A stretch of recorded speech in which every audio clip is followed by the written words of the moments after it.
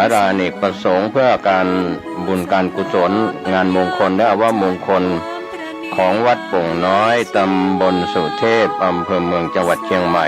ทอดกฐินวันเสาร์ที่15ตุลาคมพุทธศักราช2565โดยวันที่14ตุลาคมสมโภชองค์กฐินณวัดโป่งน้อยพิธีทอดกฐินวันเสาร์ที่15ตุลาคมช่วงเช้า 9 นาฬิกาเป็นต้นไปก็มีคุณเบญจวรรณแสงคำป้าแอ้วเป็นประธานทอดกฐินพร้อมคณะกรรมการทำบุญทอดกฐิน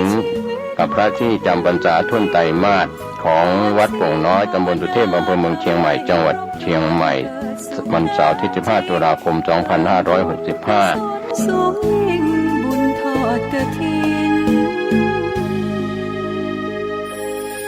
กฐิน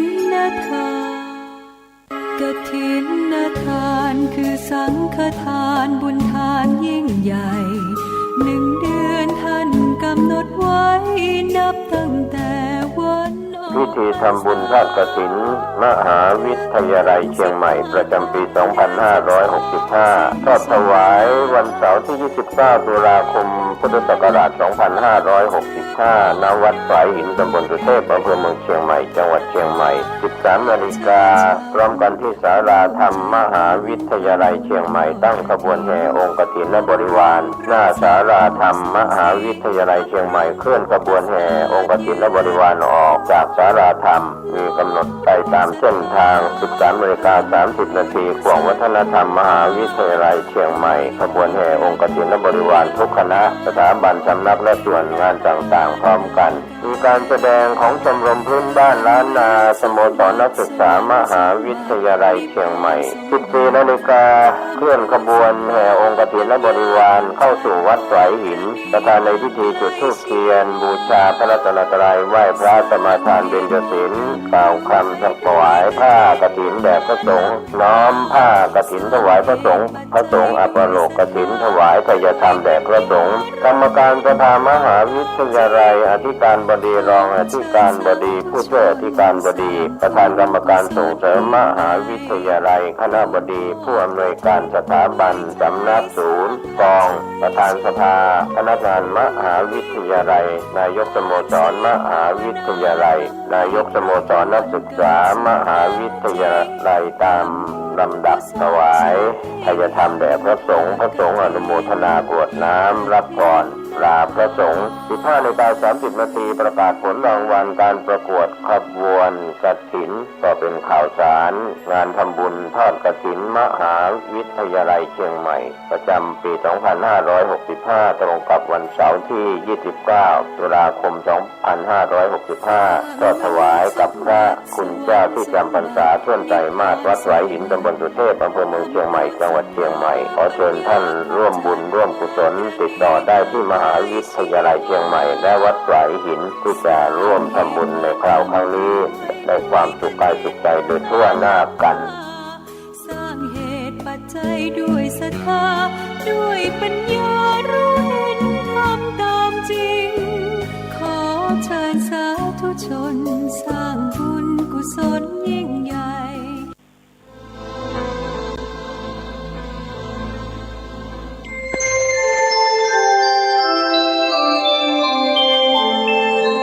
ขณะนี้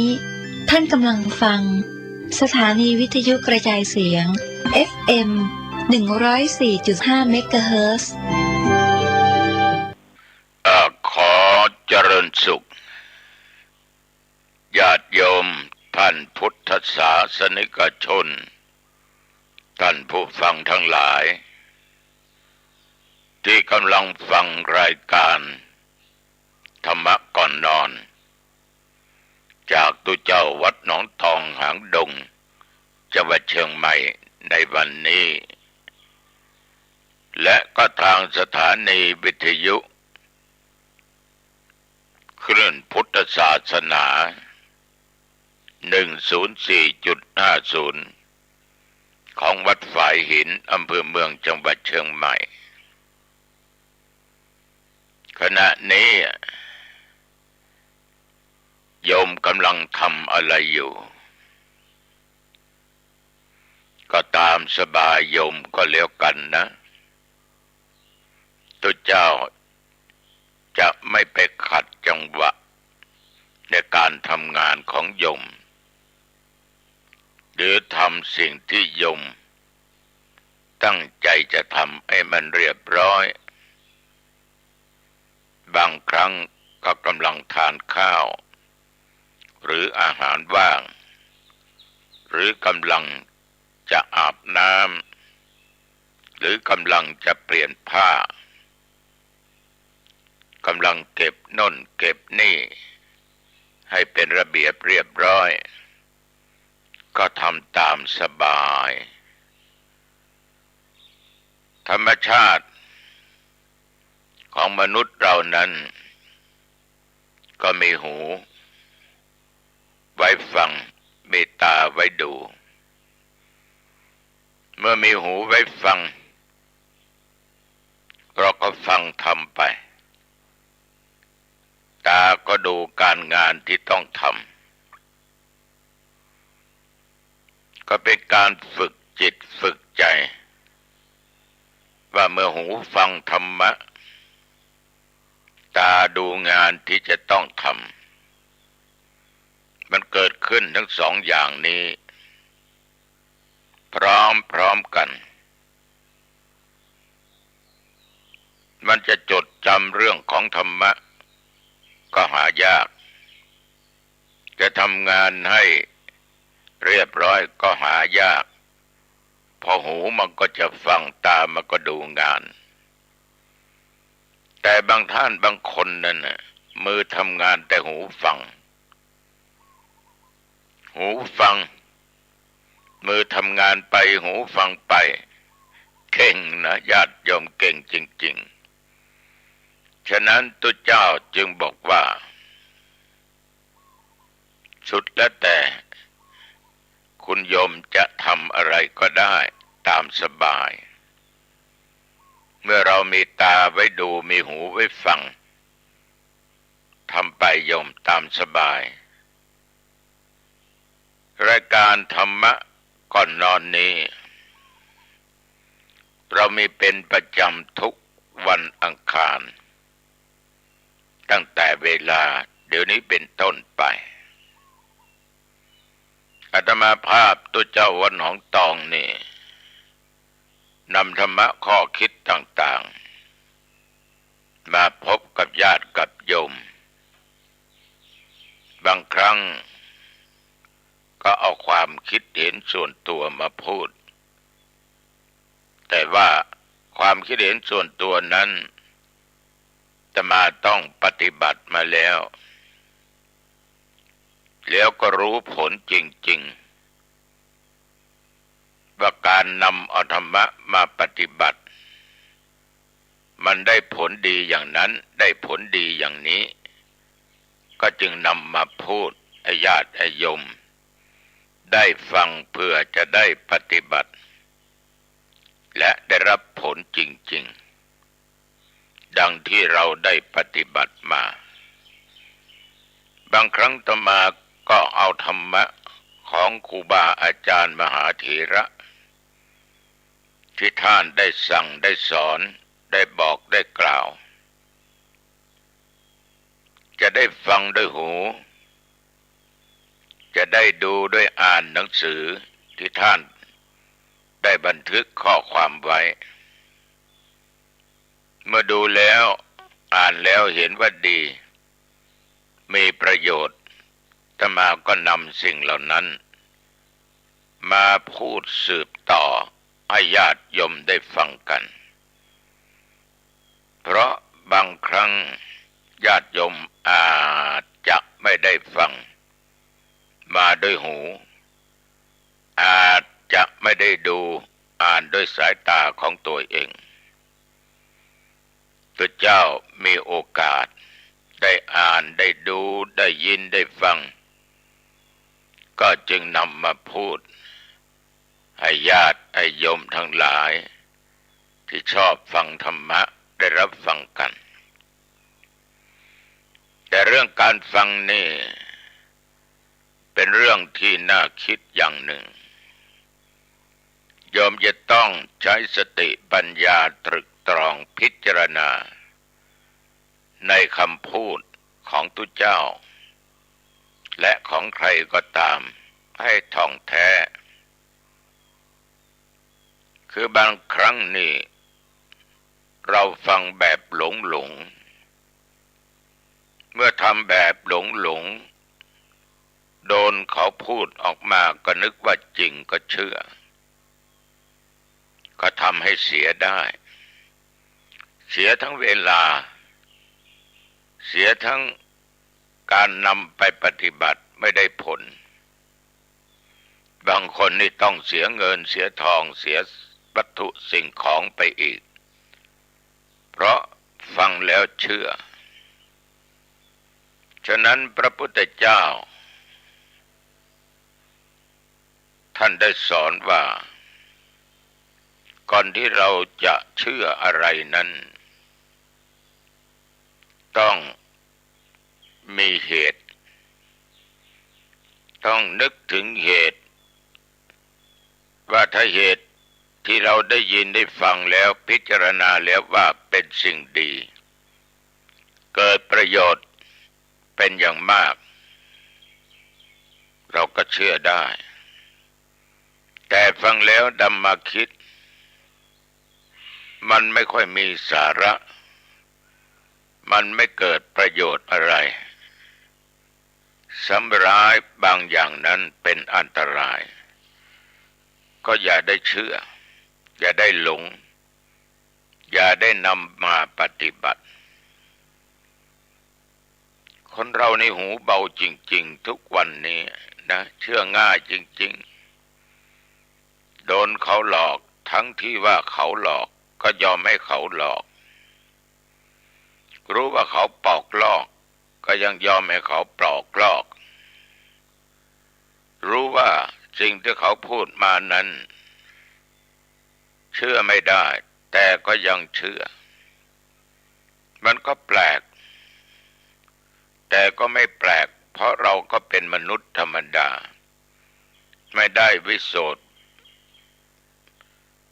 ไม่ได้เก่งมาจากไหนพิเศษพิโสมาจากไหนขอโทษญาติโยมท่านสาธุชนอาตมาเองต้องขออนุโมทนาขอบใจนะต่อญาติโยมทุกท่านทุกคนที่ติดตามฟังรายการนี้ก็ขอตอบข้อข้องใจหน่อยก็ตอบไปตั้งหลายครั้งญาติโยมข้องใจว่ารายการธรรมะก่อนนอนนั้นเป็นรายการสดหรือรายการบันทึกเทปก็ตอบเป็นรายการบันทึกเทปไม่ใช่รายการสดสาเหตุที่อาตมาภาพไม่ออกรายการสดนั้นเพราะมันลำบากอาตมาอยู่ไกลจากสถานีวิทยุนี่อย่างน้อย30 กว่าโลแล้วเป็นเวลาดึกถึง4 ทุ่มการไปกันมาลำบากมากบางครั้งอาตมาก็ต้องรับกิจนิมนต์ไปเทศต่างอำเภอต่างจังหวัดฉะนั้นจึงเป็นการไม่สะดวกสิ่งที่สะดวกที่สุดก็คือบันทึกเสียงธรรมะถ่ายลงแผ่นซีดีแล้วก็นำมาฝากไว้กับท่านเจ้าหน้าที่เปิดให้แก่ญาติแก่โยมฟังเรื่องหมายเลขโทรศัพท์ก็บอกไปตั้งหลายครั้งนะก็ย้ำบอกก็ได้เ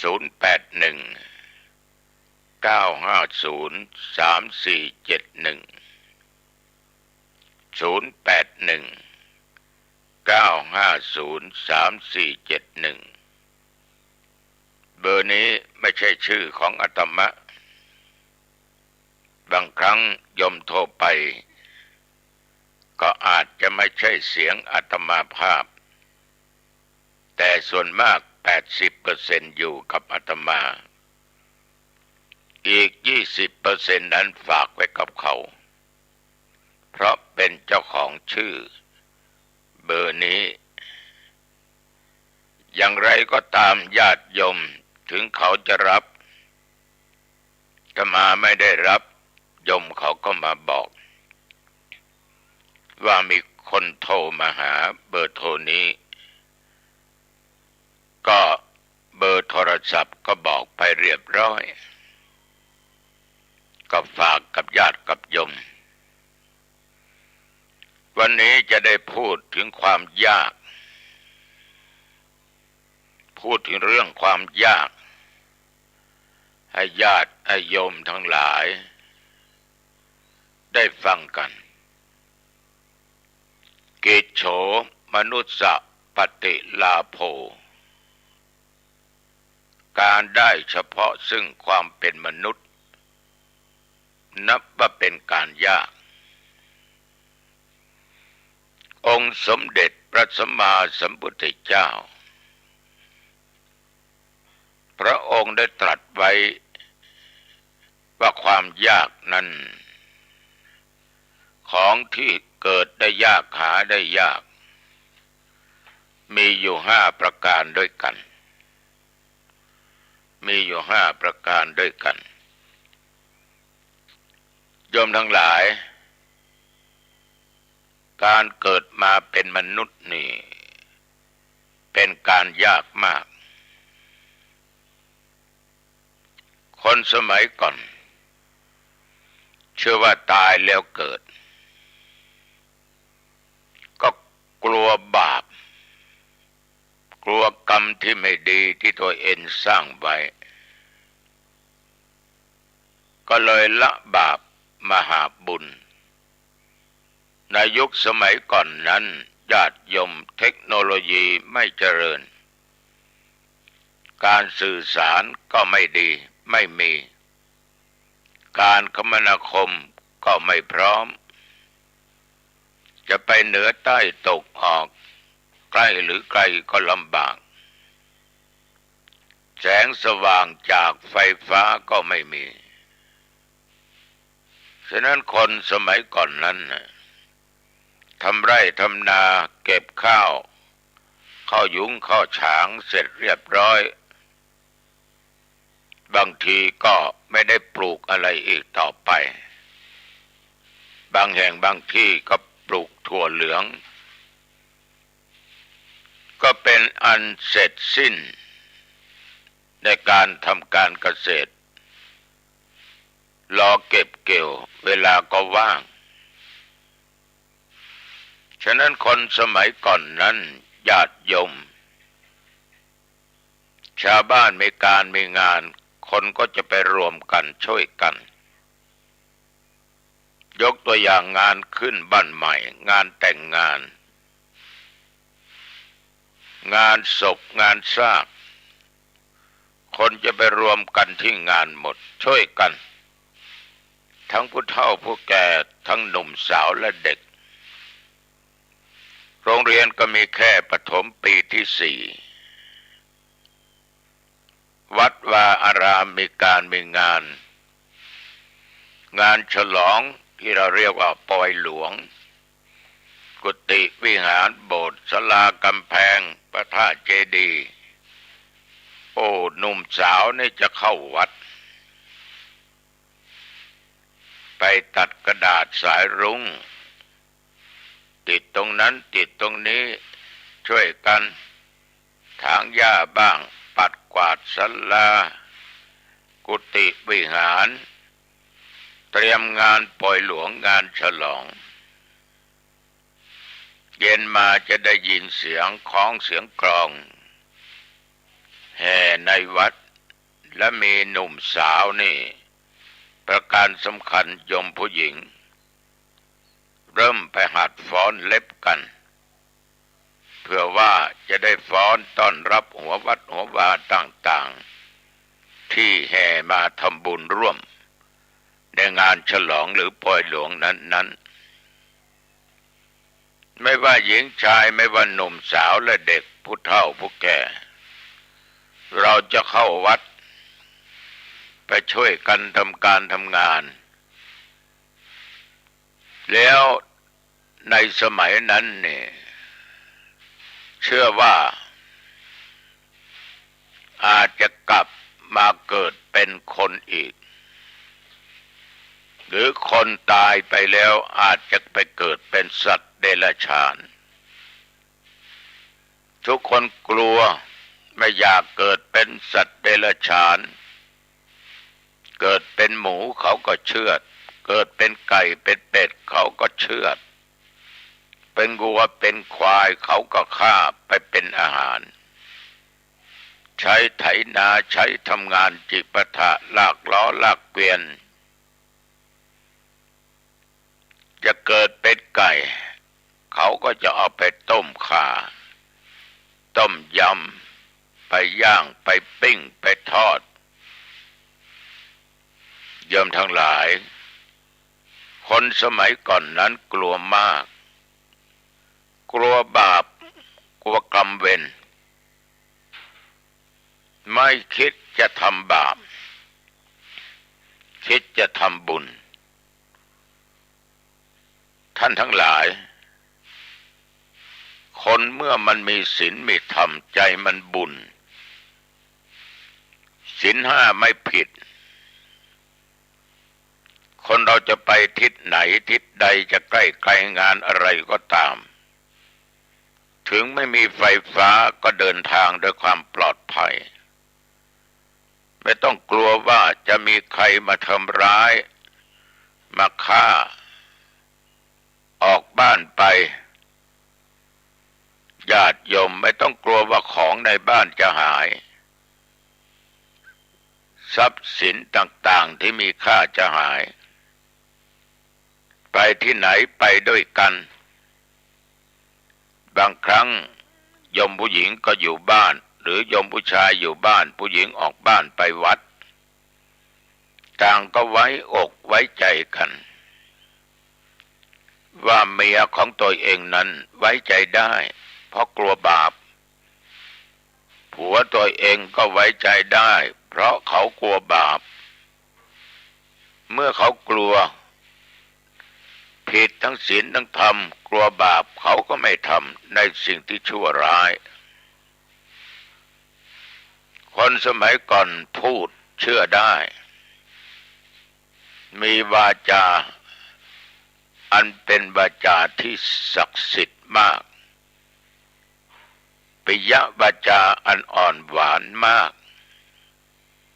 หวานจริงๆอ่อนจริงๆอ่อนน้อมจริงๆอ่อนมาตั้งแต่ใจถึงวาจาที่พูดคำที่พูดมันไม่ใช่เหมือนคนยุคสมัยเดี๋ยวนี้ปากหวานก้นส้มปากหรือวาจาพูดอย่างหนึ่งแต่ด้านจิตใจนั้นอาจจะคิดไปอีกอย่างหนึ่งชอบหลอกชอบลวงพูดไม่จริงแต่คนก็เชื่อญาติโยมคนสมัยก่อนถามว่ามีสุราไหมมีเหล้าไหมมีต้มเองกินเองดื่มเองแบ่งให้เพื่อนบ้านได้ดื่มก็พอสมควรก็นับว่าเป็นสิ่งหนึ่งที่ชาวบ้านยังยึดไว้มาตราบเท่าทุกวันนี้ญาติโยมทั้งหลายไว้ใจกันได้ภายในครอบครัวฉะนั้นทุกคนเมื่อเกิดความไว้ใจเพราะความกลัวใครไม่อยากทำบาปทำความชั่วกลัวได้ไปเกิดเป็นสัตว์เดรัจฉานในยุคหลังๆมาคนสมัยใหม่ไม่เห็นเรื่องตายแล้วเกิดเป็นเรื่องตลกขบขันบางคนบอกว่าเกิดมาเป็นคนทั้งทีจะต้องหาความสุขให้ตัวเองให้มากที่สุด ไม่ช้าไม่นานก็ตายจากไปตายแล้วจะเป็นอะไรก็ช่างมันเพราะเกิดมาชาตินี้ชาติเดียวก็เลยเหลวไปสร้างแต่บาปแต่กรรมชั่วไม่ทำบุญไม่ให้ทานไม่รักษาศีลไม่ฟังเทศน์ไม่ทำจิตภาวนาบางคนก็เข้าใจว่าตายแล้วมันสูญไม่ต้องมาเวียนว่ายตายเกิดอยู่ในวัฏสงสารแห่งนี้ฉะนั้นศรัทธาสาธุชนญาติโยมเมื่อคนคิดอย่างนี้มันก็เลยไม่เชื่อว่าบาปนั้นมีบุญนั้นมีมันอยากจะทำอะไรมันก็ทำไป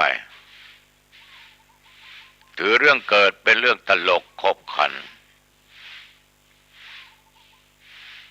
บางครั้งบอกว่าคนตายแล้วไปเกิดเวียนตายเวียนเกิดจนกว่าจะดับบางคนก็ถือว่าตายแล้วสูญดังที่กล่าว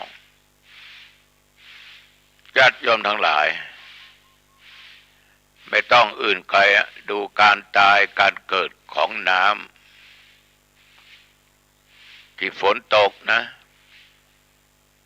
เราก็เทียบกันได้ถ้าฝนตกเยอะๆน้ำก็รวมตัวกันเป็นก้อนอยู่บนท้องฟ้าเราเรียกว่าเมฆ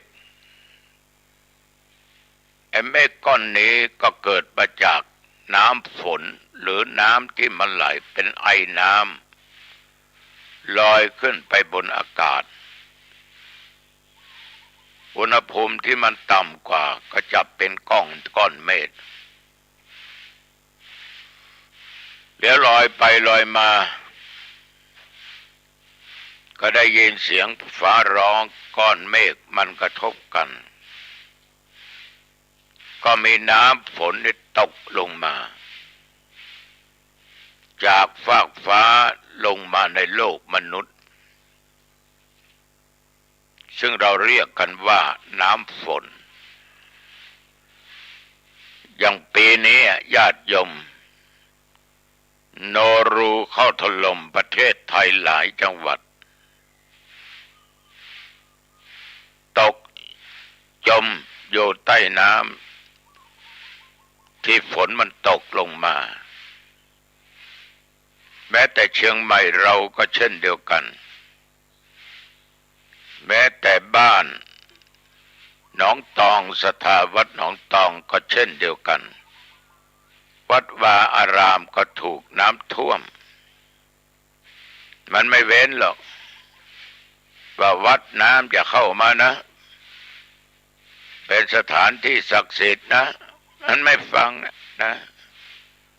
มันไม่ฟังเพราะมันไม่รู้ท่วมบ้านท่วมที่สวนท่วมนั่นท่วมนี่จนทำให้ญาติโยมต้องเดือดร้อนกันไปทุกหย่อมย่าการคมนาคมจะไปเหนือใต้ตกออกใกล้หรือไกลก็ลำบากเจ้าหน้าที่จะบอกว่าทางเส้นนี้ห้ามผ่านไปไม่ได้เราจะมาเชียงใหม่นะก็มีป้ายบอกว่าห้ามผ่านเพราะน้ำมากก็ต้องกลับรถวนไปหาหนทางออกจะมาเมืองเชียงใหม่ให้ได้ต้องเสียเวลาเป็นตั้งชั่วโมงแต่ถ้าน้ำมันไม่ท่วมถนนสายนั้นประมาณ10 กว่านาทีก็ถึงในเมืองเชียงใหม่นี่ญาติโยมน้ำก็ทำให้เสียเวลาได้น้ำฝนตกเยอะๆก็เกิดความเดือดร้อนให้แก่พี่น้องประชาชนแม้แต่อาตมภาพ จะยกพระพุทธรูปหินทรายสมปรารถนา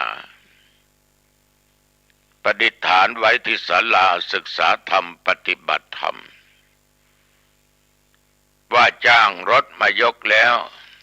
รถเข็นจ้างให้เขามายก5,000 บาท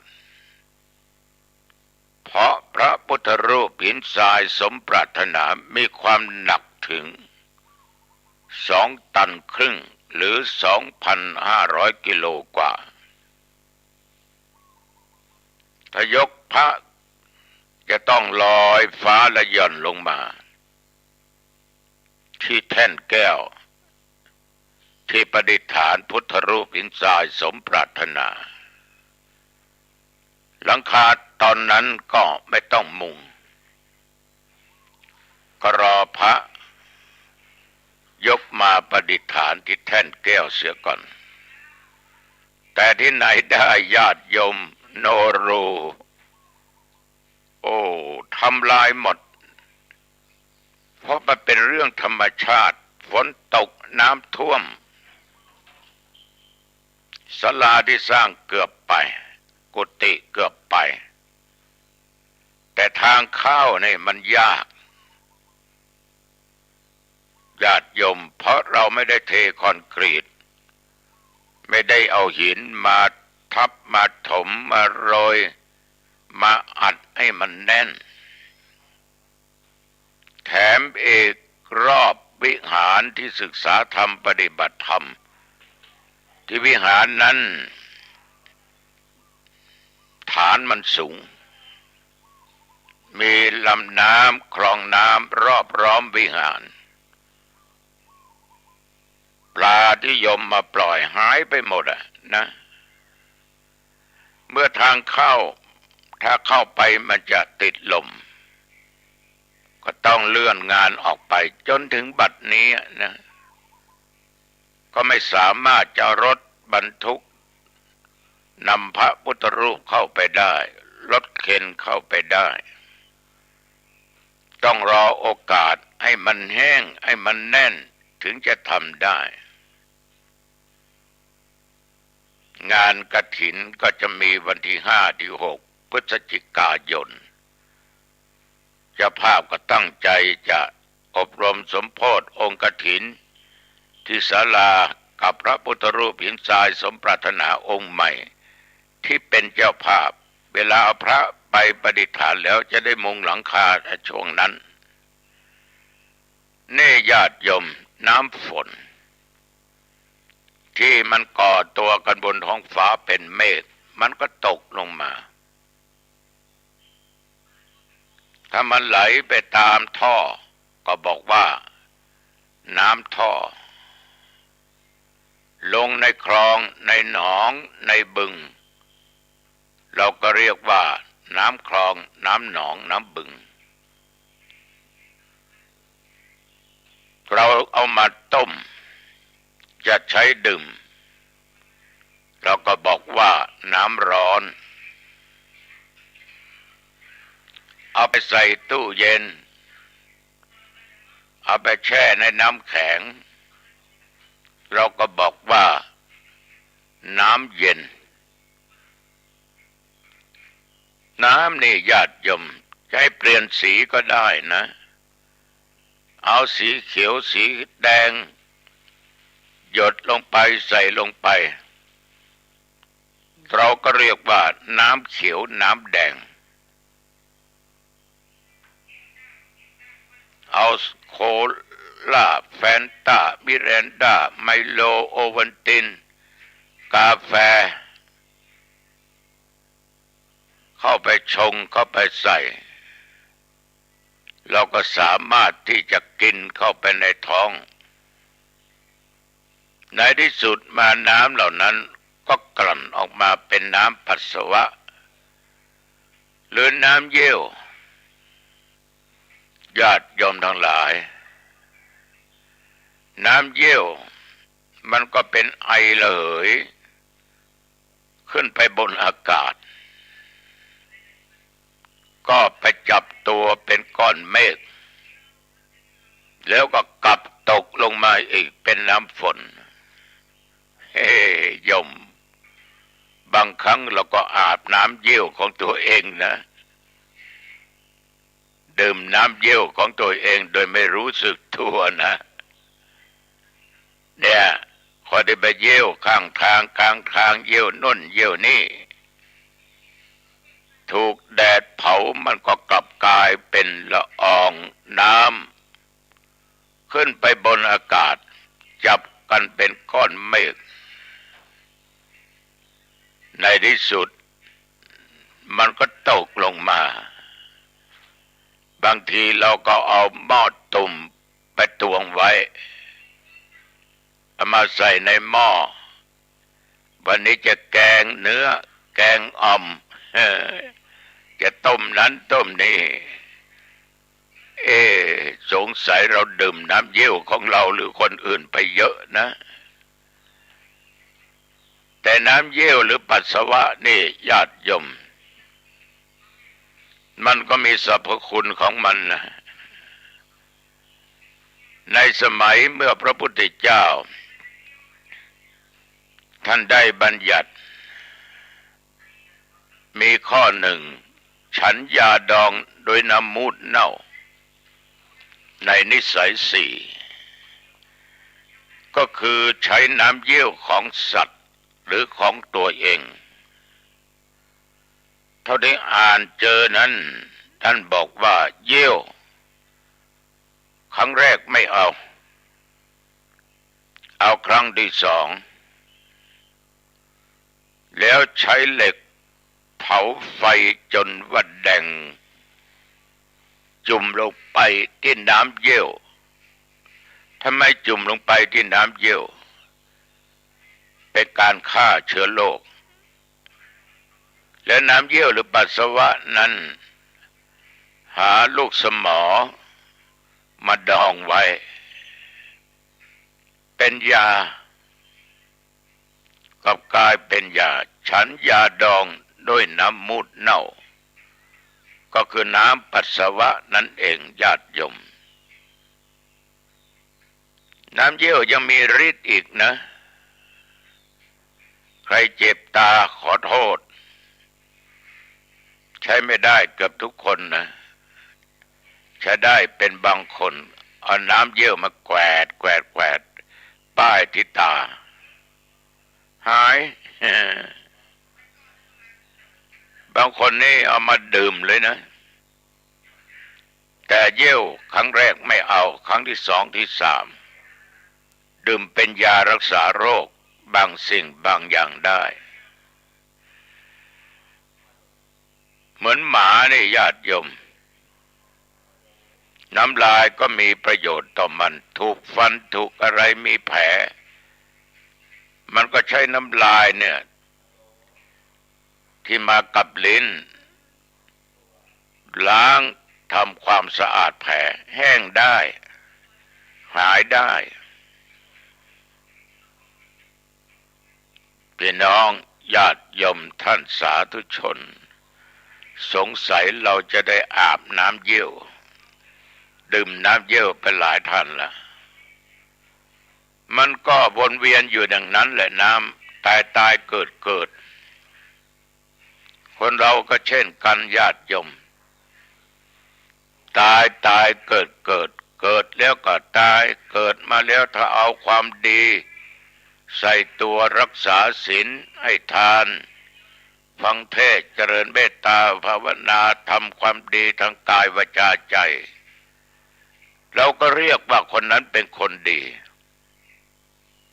ถ้าเอาความไม่ดีนั่นแหละมาใส่ตัวตนเราก็เรียกว่าคนชั่ว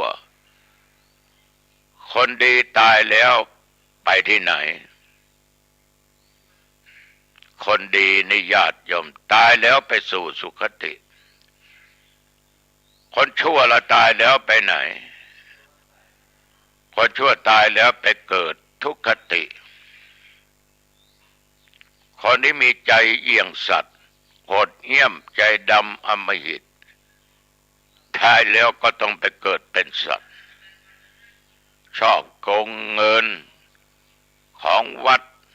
ตายแล้วไปเกิดเป็นเปรต ไม่กล้าทำบุญตายแล้วก็ไปเกิดเป็นอสุรกาย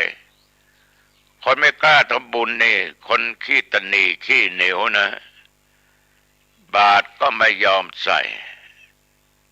สร้างอะไรก็ไม่สร้างขนาดตัวเองจะกินจะนุ่งป่วยไข้จะหาหมอไปหาหมอรักษาก็เสียดาย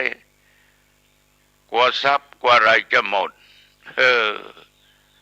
ตายแล้วก็ไปเกิดเป็นอสุรกายเป็นปุสมเฝ้าทรัพย์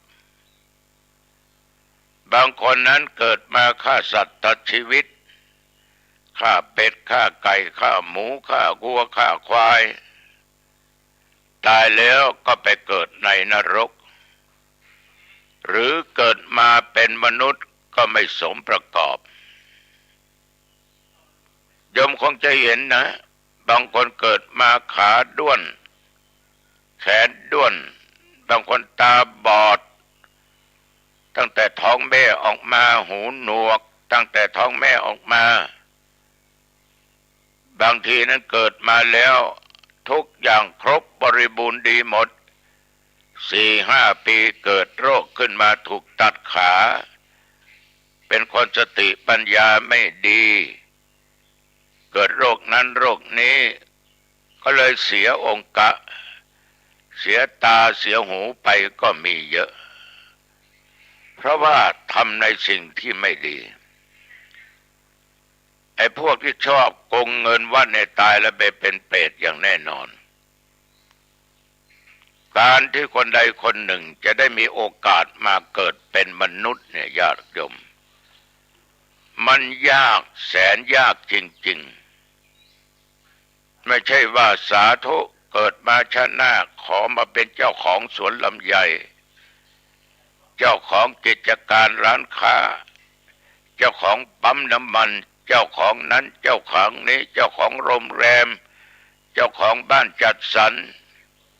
ขอได้เป็นใหญ่เป็นโตเหมือนกับชาตินี้มันขอไม่ได้ญาติโยมมันหายากที่จะเกิดมาเป็นมนุษย์แต่พระพุทธเจ้าท่านตรัสว่ากิจโฉมนุษย์สปติลาโภการที่ได้เกิดมาเป็นมนุษย์เป็นของยาก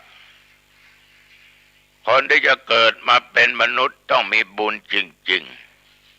ๆในหลักธรรมในทางพุทธศาสนาคนที่จะเกิดเป็นมนุษย์จะต้องมีศีลเป็นเบื้องต้นมีธรรมะอยู่ในจิตในใจจึงจะได้มาเกิดเป็นมนุษย์เมื่อเกิดเป็นมนุษย์อย่างพวกเราเนี่ยเหมือนอาตมากับญาติกับโยมอย่าหลงนะอย่าลืมตัวนะเกิดมาชาตินี้มีทรัพย์สมบัติมีแก้วแหวนเงินทองปัจจัยสิ่งของไร่นาสาโทที่บ้านที่อะไรทุกสิ่งทุกอย่างมีบ้านอยู่หลังเบิ่มมีสิ่งอำนวยความสะดวกมียวดยานพาหนะจะไปไหนมาไหนก็สะดวกสบายเลยหลงลืมไปว่าสิ่งที่เราได้รับในชาตินี้ก็เพราะเราทำไว้ในชาติปังก่อนพบก่อนชาตินี้เราจึงได้พบปะสิ่งเหล่านี้โยมไม่ต้องมองอะไรมองรอบข้างตัวโยมข้างหน้าข้างซ้ายข้างขวาข้างหลังเพื่อนพ้องมนุษย์ทั้งหลายที่เกิดมาเนี่ยก่อนเราก็ดีพร้อมเราก็ดีทีหลังเราก็ดีบ้างเกิดมาฐานะทัดเทียมกับเรามั่งมีกว่าเราบ้างคนนั้นบางคนนั้นทุกข์ยากอับจนหาเช้ากินค่ำเดือดร้อนนี่อะไรญาติโยมนี่อะไรนี่เพราะคนเราสร้างบาปมันไม่เท่ากันฉะนั้นเมื่อเกิดมามันจะมีเหมือนกันหมดเป็นไปไม่ได้ ขออย่างเดียวญาติโยมอย่าประมาทนะ เป็นมนุษย์แล้วต้องพยายามรักษาคำว่ามนุษย์ผู้มีใจอันประเสริฐมีใจอันสูงต้องหาโอกาสรักษาฟอร์มไว้ให้ดีต้องรักษาศีลให้ทานฟังเทศน์เจริญเมตตาภาวนาเพราะเราตายไปนี่โยมไม่ได้อะไรติดเนื้อติดตัวไปแม้แต่อย่างเดียวจะมีเงินสักกี่ร้อยล้านพันล้านหมื่นล้านแสนล้านบาทเดียวก็เอาติดตัวไปไม่ได้จะมีโภคทรัพย์สมบัติแก้วแหวนเงินทองมากมายแก่กองขนาดไหนตายแล้วเอาไปไม่ได้จะมีครอบครัวมีผัวมีเมียลูกเต้าญาติพี่น้องร่ำรวยมีอิทธิพลมีตำแหน่งหน้าที่ตายแล้วไม่สามารถติดตามเราไปได้สิ่งที่เราจะได้ก็คือบาปกับบุญพูดง่ายๆนะโยมนะคือความดีความชั่วฉะนั้นเมื่อเกิดมาเป็นมนุษย์อย่าได้หลงให้สร้างแต่คุณงามความดีเพราะความดีนั่นแหละมันจะทำให้ญาติให้โยมทั้งหลายได้เกิดมาพบแต่สิ่งที่ดีๆถ้าเราหลงอาจจะได้กลับมาเกิดเป็นเปรตอสุรกายสัตว์นรกสัตว์เดรัจฉานอีกฉะนั้นตุเจ้าจึงบอกว่ายากนักที่เราตายไปแล้วจะกลับมาเกิดเป็นมนุษย์ไม่ต้องเป็นเทวบุตรเทวดานะเกิดบนสวรรค์แล้วนะสาธุชนญาติโยมความยากที่พระพุทธเจ้าตรัสไว้เกิดมาเป็นมนุษย์นี่ก็แสนจะยากถ้าญาติโยมอาตมาและโยมเราเป็นมนุษย์แล้วนะให้ภูมิใจแต่อย่าหลงไหลอย่าตั้งตัวตั้งตนอยู่ในความประมาทอย่าคิดว่าเกิดมาชาตินี้ชาติเดียวชาติหน้าไม่ต้องได้มาเกิดชาติหน้าจะเกิดมาเป็นอะไรก็ช่างหัวมันอย่าคิดอย่างนั้นถ้าคิดอย่างนี้เป็นการคิดผิดรีบทำคุณงามความดีเสียแต่บัดนี้นะโยมนะอย่าลืมช่วยสงเคราะห์เพื่อนพ้องพี่น้องชาวบ้านเพื่อนร่วมโลกร่วมชีวิตด้วยกันที่ตกทุกข์ได้ยากที่ลำบากเป็นชาวพุทธเราอย่าทิ้งกันนะมีโอกาสเวลาพร้อมก็ทำบุญสุนทานไปตามที่เราจะกระทำได้ทำอะไรอย่าทำเกินตัวเอาละญาติโยมถ้ามีปัญหาอะไรก็โทรไปหาได้หมายเลข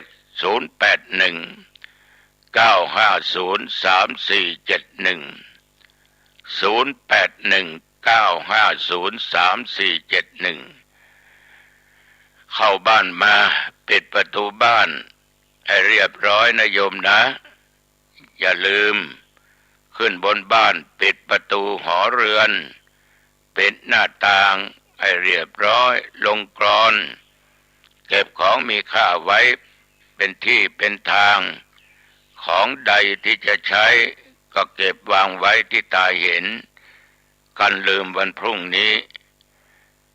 ยมทำงานมาเมื่อยเหนื่อยล้าอาบน้ำชำระร่างกายให้จิตใจเบิกบานชื่นอกชื่นใจเปลี่ยนผ้าเปลี่ยนผ่อนนุ่งห่มเรียบร้อยหรือก่อนจะอาบน้ำจะทานอะไรก็ได้ทานข้าวทานอาหารบ้างก็ได้อาบน้ำแต่งเนื้อแต่งตัว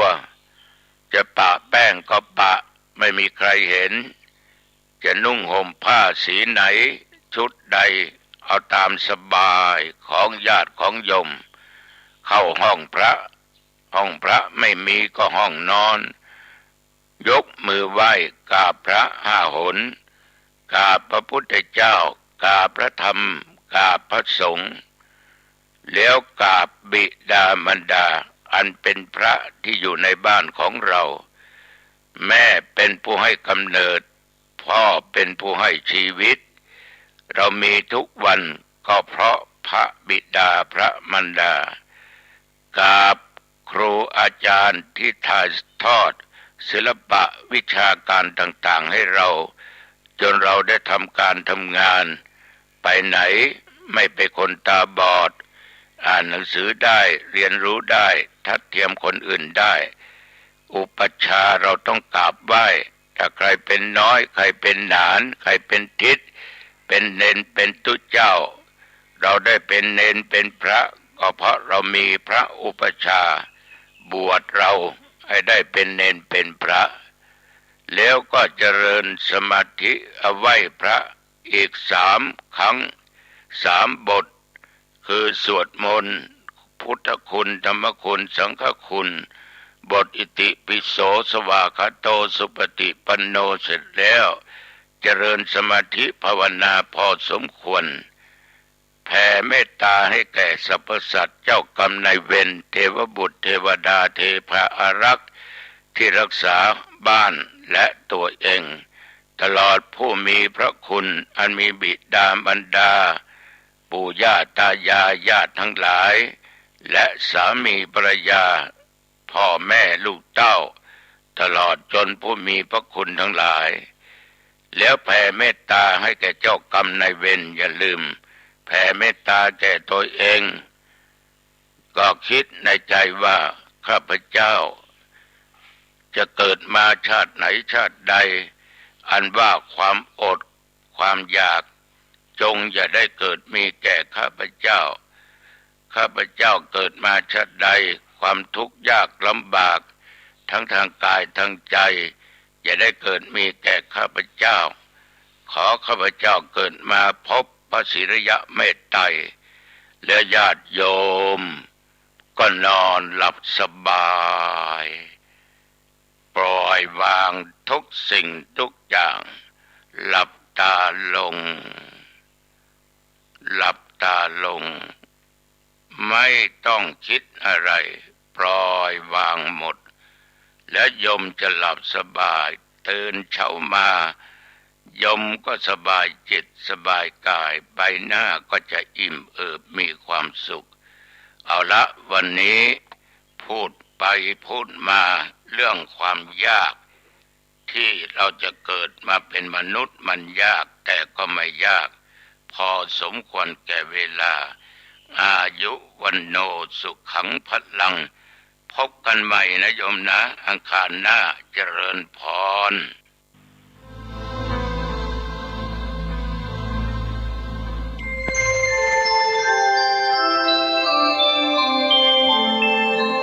ขณะนี้ท่านกำลังฟัง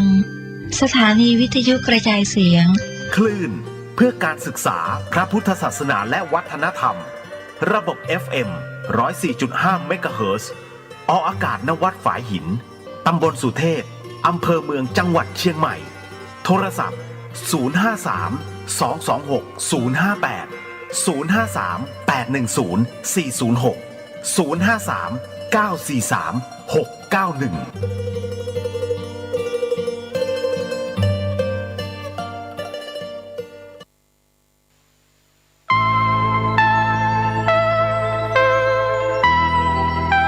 ขอเชิญร่วมทำบุญทอดกฐินและวางศิลาฤกษ์ศาลาการประเรียนณที่พักสงฆ์เหล่ามนทาหมู่ที่ 3 ตำบลดอยหล่ออำเภอดอยหล่อจังหวัดเชียงใหม่วันที่ 12 ตุลาคม 2565 เวลา 13:39 นาทีเนื่องด้วยที่พักสงฆ์เหล่ามนทาได้เริ่มก่อสร้างมาตั้งแต่วันที่ 17 มิถุนายน 2565 เพื่อเป็นสถานที่ประกอบพิธีทางพระพุทธศาสนาและเป็นศูนย์รวมจิตใจของศรัทธาประชาชนทั่วไปโดยจะได้ทำการสร้างเสนาสนะถาวรวัตถุที่มั่นคงให้เหมาะสมกับที่จะยกฐานะเป็นวัดในพระพุทธศาสนาสืบไป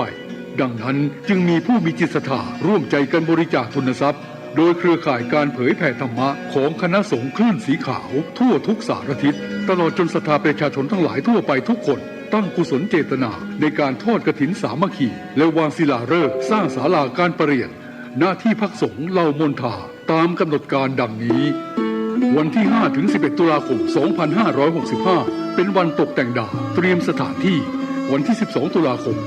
2565 เป็นวันทอดกฐินและวางศิลาฤกษ์เวลา 8 นาฬิกาถึง 12 นาฬิกาเปิดโอกาสให้ศรัทธาประชาชนทำบุญตามอัธยาศัยและร่วมตอกไม้มงคลตามกุศลเจตนาเวลา 11 นาฬิกาถวายเพลพระสงฆ์และเลี้ยงอาหารประชาชนแบบโรงทานเวลา 12 นาฬิกา 30 นาทีเริ่มแห่ต้นกฐินสามัคคีแต่ละสายบุญและแห่แผ่นศิลาฤกษ์เวลา 13 นาฬิกา 30 นาทีประกอบพิธีวางศิลาฤกษ์และทอดกฐินในโอกาสอันเป็นบุญกุศลแห่งการสร้างวัดใหม่และทอดกฐินพร้อมวางศิลาฤกษ์สร้างศาลาการประเรียนครั้งนี้จึงขอกราบนิมนต์พระสงฆ์ครูบาอาจารย์และเชิญชวนศรัทธาพุทธศาสนิกชนทุกท่านได้ร่วมบุญตอกไม้มงคลปฐมฤกษ์เป็นมหามงคลอันยิ่งใหญ่ในวันที่ 12 ตุลาคม 2565 นี้ด้วยขออำนาจคุณพระศรีรัตนตรัยและสิ่งศักดิ์สิทธิ์ทั้งหลายตลอดจนพระสยามเทวาธิราชด้วยอำนาจเดชเดชะเทวาอารักษ์รุกขเทวดาภูมิเทวะพระแม่ธรณีคุณพ่อคุณแม่จงแผ่ไพศาลด้วยบุญแห่งการให้ทานของท่านทั้งหลายจงเป็นพลวะปัจจัยส่งเสริมสนับสนุนให้เศรษฐีใจบุญนายทุนใจดีและผู้มาร่วมงานทุกท่านจงมีอายุวันนะสุขะปฏิภาณสมบูรณ์ตลอดกาลนานเถิดสาธุ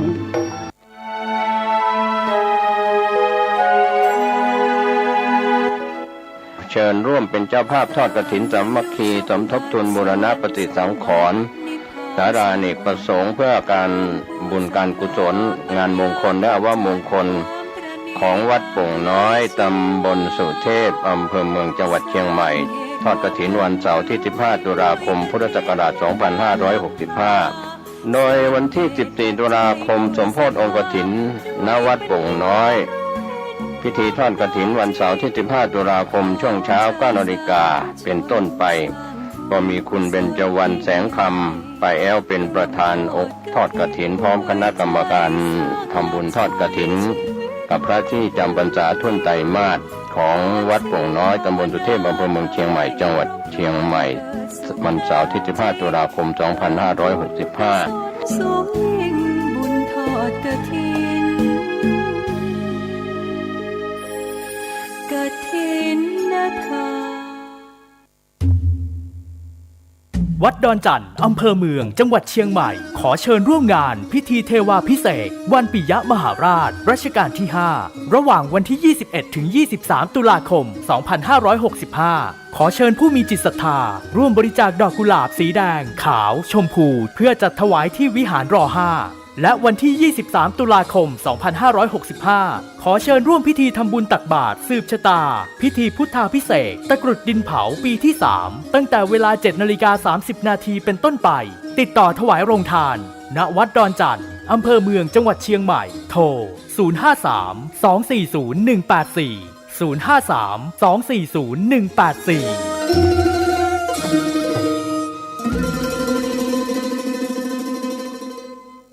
กฐินทานคือสังฆทานบุญทานยิ่งใหญ่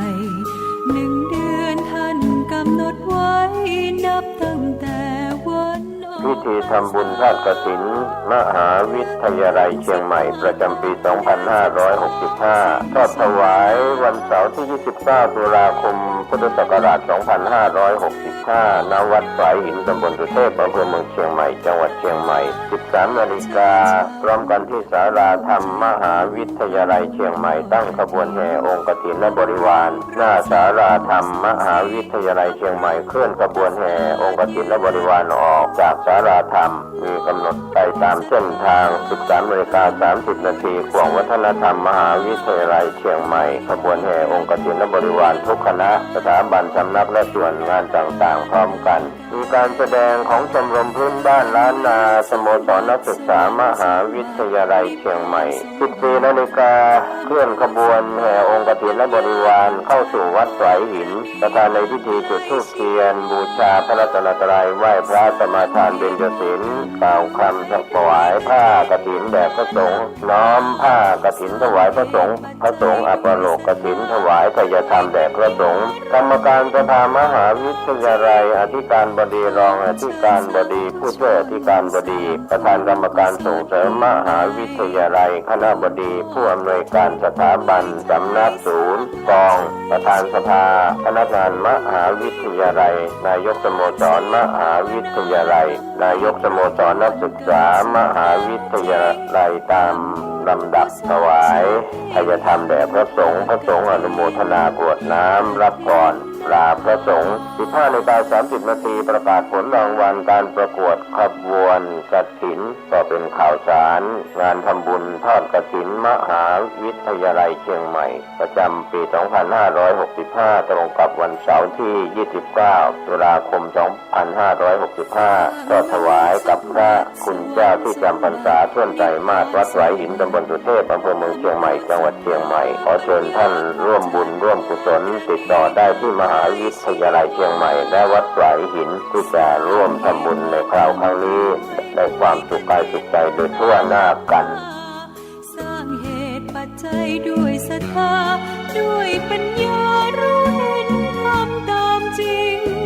ขอเชิญสาธุชนสร้างบุญกุศลยิ่งใหญ่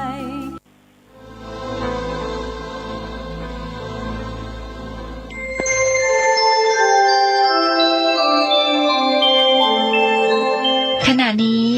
ท่านกำลังฟังสถานีวิทยุกระจายเสียงพระพุทธศาสนา FM 104.5 เมกะเฮิรตซ์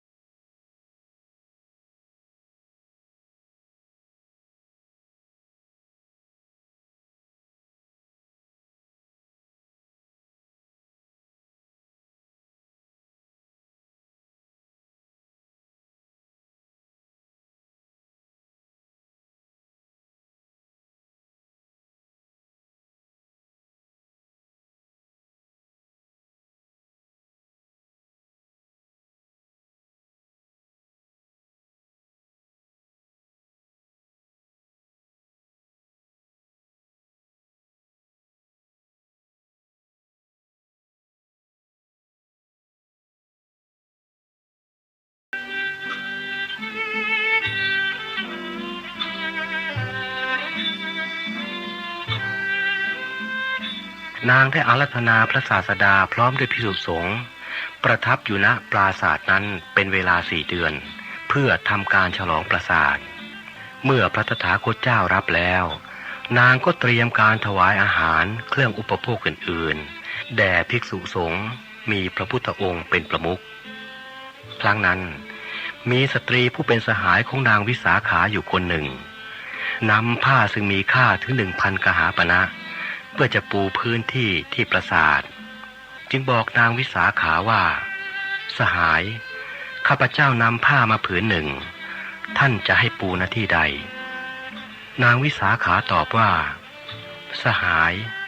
ถ้าข้าพเจ้าจะตอบว่าไม่มีสถานที่จะให้ปูท่านก็จะเข้าใจว่าข้าพเจ้าไม่ปรารถนาจะให้ท่านร่วมกุศลเพราะฉะนั้นขอให้ท่านดูเอาเองเถิดเห็นสมควรปูลงณที่ใดก็ปูลงณที่นั้นนางเดินสำรวจทั่วปราสาทก็มองไม่เห็นที่ใดที่จะปูด้วยผ้ามีราคาน้อยกว่า1,000 กหาปณะเลย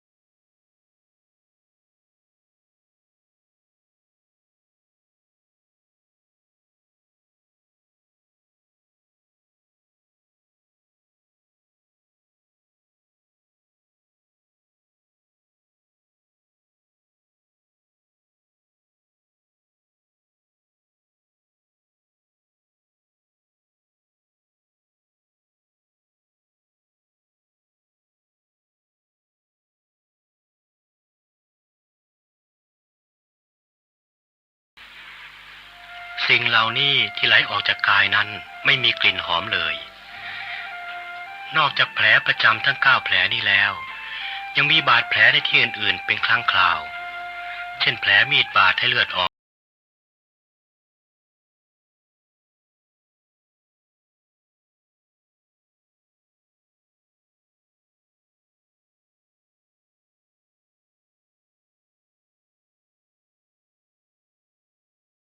มีกระดูกเป็นโครงคือสมุดสีตังนั้นอธิบายว่าร่างกายนี้มีเลือดเนื้อหนังเอ็นเป็นต้นเกาะติดกันอยู่ไม่กระจัดกระจายก็เพราะมีกระดูกเป็นโครงร่างให้ยึดเกาะถ้าปราศจากกระดูกเสียแล้วหนังเอ็นและเนื้อไม่มีที่อยู่อาศัยไม่สามารถทรงตัวเป็นรูปร่างได้ย่อมกองรวมกันอยู่เหมือนกับเสื้อหรือผ้าหรือกางเกงที่ไม่มีคนสวมวางกองอยู่ฉะนั้นบางแห่งท่านจึงเรียกว่านครกระดูกซึ่งมีเนื้อและเลือดเป็นเครื่องฉาบทา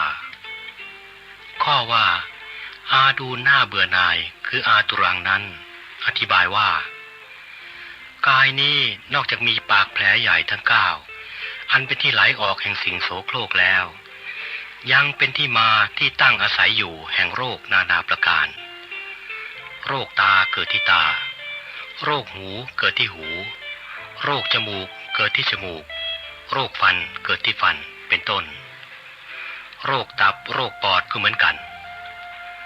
โรคบางอย่างให้ความเจ็บปวดมากมายโรคบางอย่างให้ความรำคาญเช่นโรคคันเป็นต้นโรคบางอย่างเป็นที่รังเกียจของสังคมเป็นแล้วไม่มีใครอยากสนทนาปราศัยด้วยไม่มีใครอยากสนิทชิดเชื้อด้วยกายนี้เป็นรังของโรคนานาประการสุดจะพรรณนาให้หมดได้จึงเป็นสิ่งที่น่าเบื่อหน่ายยิ่งอีกประการหนึ่งภาระเกี่ยวกับการเลี้ยงร่างกายถนอมร่างกายให้ดำรงอยู่ต่อไปได้นั้นก็เป็นภาระอันหนักของทุกคนเพียงแต่การหาข้าวหาน้ำให้ร่างกายอย่างเดียวเท่านั้นก็ก่อให้เกิดความยุ่งยากต่างๆนานาประการการประกอบอาชีพต่างๆของมนุษย์ต้องแข่งแย่งต้องเหน็ดเหนื่อยหนักหน่วงอยู่นั่นก็เพื่อกินเพื่ออยู่ตนเองคนเดียวก็ไม่สู้กระไรนักแต่ว่ายังจะต้องเลี้ยงลูกอีกหลายคนล้วนเป็นกายที่ต้องกินอยู่ทั้งนั้นเป็นภาระหนักเพิ่มเข้ามาอีก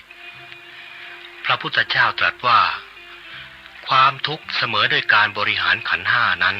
ไม่มีนัตติขันธสมาดุขาขันธ์ห้าเป็นภาระหนักภาราหเวปัญจขันธา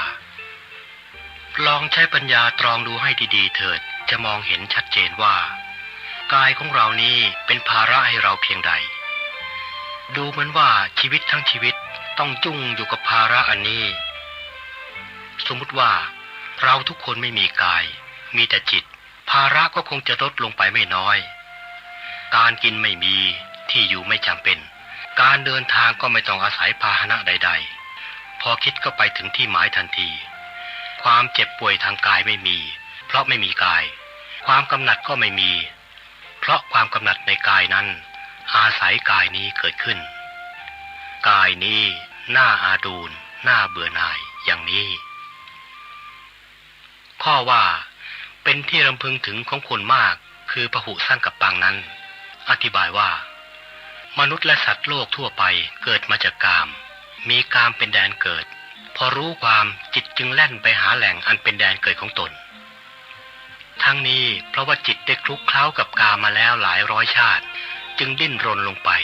เหมือนกับปลาที่เกิดในน้ำคุ้นอยู่กับน้ำเมื่อยกขึ้นจากน้ำก็พยายามที่จะดิ้นรนลงไปหาน้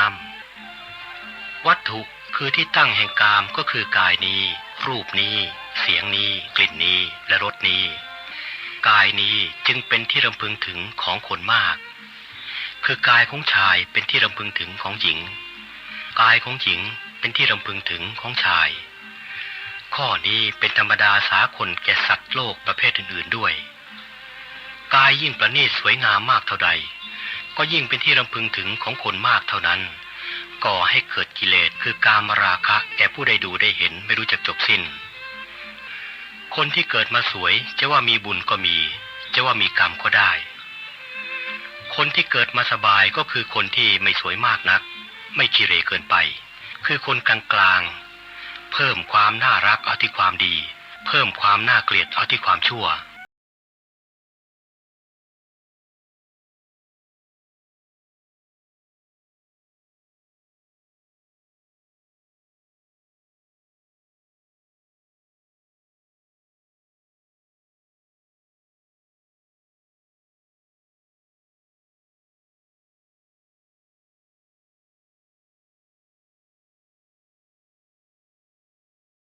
มาล้วนมีกามราคะติดมาด้วยกันทุกคน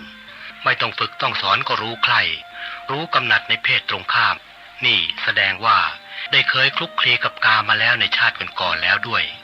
จึงมีอะไรในกามจึงมาเกิดในกามภพนี้อาการที่ใจยังมีอะไรในกามนั้นเรียกว่ากามภพการที่ไปเกิดในกามภพตามความใคร่นั้นเรียกว่าอุบัติภพกรรมภพและอุบัติภพจึงสืบเนื่องกันไม่ขาดสายจากกันได้มีกรรมภพอยู่ตราบใดอุบัติภพก็มีอยู่ตราบนั้นเหมือนไฟกับความร้อนด้วยเหตุที่บุคคลปรารถนากามต้องอาศัยกายเป็นที่ระบายเป็นที่ก่อให้เกิดความพอใจในกามนั้นกายจึงเป็นที่รำพึงถึงของคนมากเปรียบเสมือนคนกระหายน้ำนั้นบรรจุอยู่ในถังสายตาของผู้กระหายจึงส่ายหาถังน้ำอยู่เนืองๆยิ่งกระหายมากก็ยิ่งซัดสายหามากขึ้นบุคคลผู้ไม่ปรารถนากามย่อมไม่รำพึงถึงกายใดกายหนึ่งไม่ปรารถนาสัมผัสกายไม่มองดูกายด้วยความกำหนัดแต่จะมองดูกายในฐานะเป็นที่ประมวลแห่งกองกระดูกกองเลือดและเนื้อเท่านั้นจงดูกายนี้อันกรรมทำให้วิจิตรแล้วมีแผลอยู่เสมอมีกระดูกเป็นโครงอาดูลน่าเบื่อหน่ายเป็นที่รำพึงถึง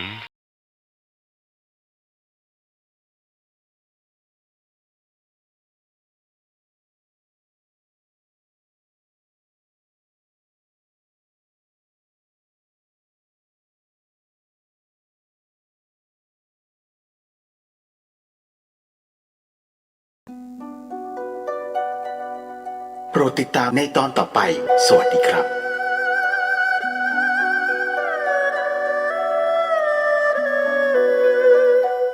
ร่วมใจกันทำบุญทอดกฐิน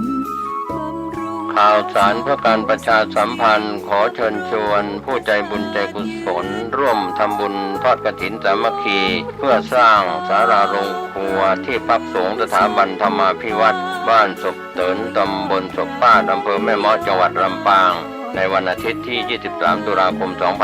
2565 เวลา 13 นาฬิกาท่านที่จะร่วมบุญสามารถร่วมทำบุญผ่านบัญชีธนาคารกรุงไทยสาขาประตูชัยชื่อบัญชีที่พักสงฆ์สถาบันธรรมาภิวัตรเลขที่บัญชี 536-075-5318 ก็เป็นงานบุญงานกุศลทำบุญทอดกฐินสามัคคีโดยการนำของคุณแม่ชะแรมอุดมทรัพย์นะครับที่จะได้เป็นประธานทอดกฐินพร้อมคณะนะครับวันอาทิตย์ที่ 23 ตุลาคม 2565 เวลา 13 นาฬิกาเชิญท่านร่วมงานนี้โดยพร้อมเพรียงกัน สร้างหลักใช้ชีวิตไว้พึ่งพิง และวันเสาร์อาทิตย์ทางสถานีวิทยุแห่งนี้ท่านผู้ฟังสามารถดาวน์โหลดแอปพลิเคชันเพื่อติดตามรับฟังรายการนี้ได้ทุกวันแอปพลิเคชันที่ชื่อว่าวิทยุพุทธศาสนาทั่วไทยให้ท่านที่ดาวน์โหลดนั้นได้ปฏิบัติตามขั้นตอนเป็นขั้นไปกดยอมรับตกลงไปจนกระทั่งจบท่านจึงสามารถเปิดรับฟังเสียงผ่านแอปพลิเคชันนี้ได้พูดง่ายๆก็คือว่าเราอย่ากกดปฏิเสธแต่ให้กดยอมรับไปเรื่อยๆเพราะว่าระบบทำการของแอปพลิเคชันนี้เนี่ยจะมีการถามข้อตกลงใจของผู้ดาวน์โหลดประมาณ 2-3 ครั้ง ให้เรากดตกลงกดยอมรับไปเรื่อยๆจนกระทั่งจบเราจึงจะสามารถรับฟังเสียงจากแอปพลิเคชันนี้ได้อันนี้คือข้อที่ต้องขอย้ำให้ผู้ที่ดาวน์โหลดไปแล้ว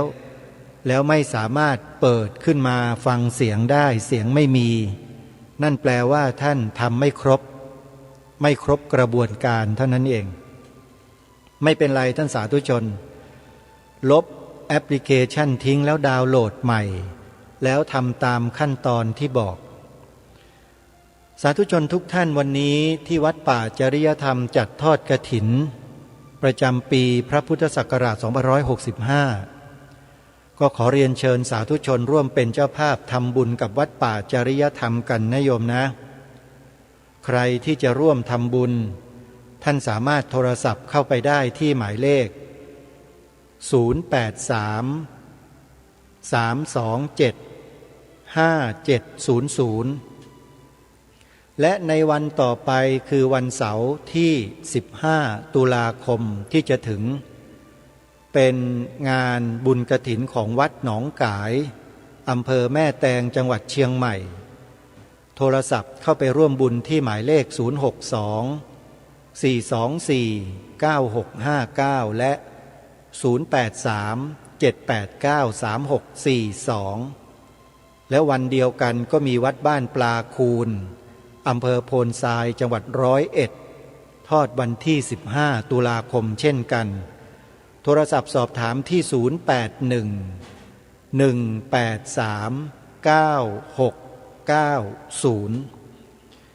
วันนี้ทางรายการได้ตั้งเทปคลิปเสียงของท่านเจ้าคุณพิพิธให้พวกเราได้ฟังกันต่อเนื่องจากเมื่อว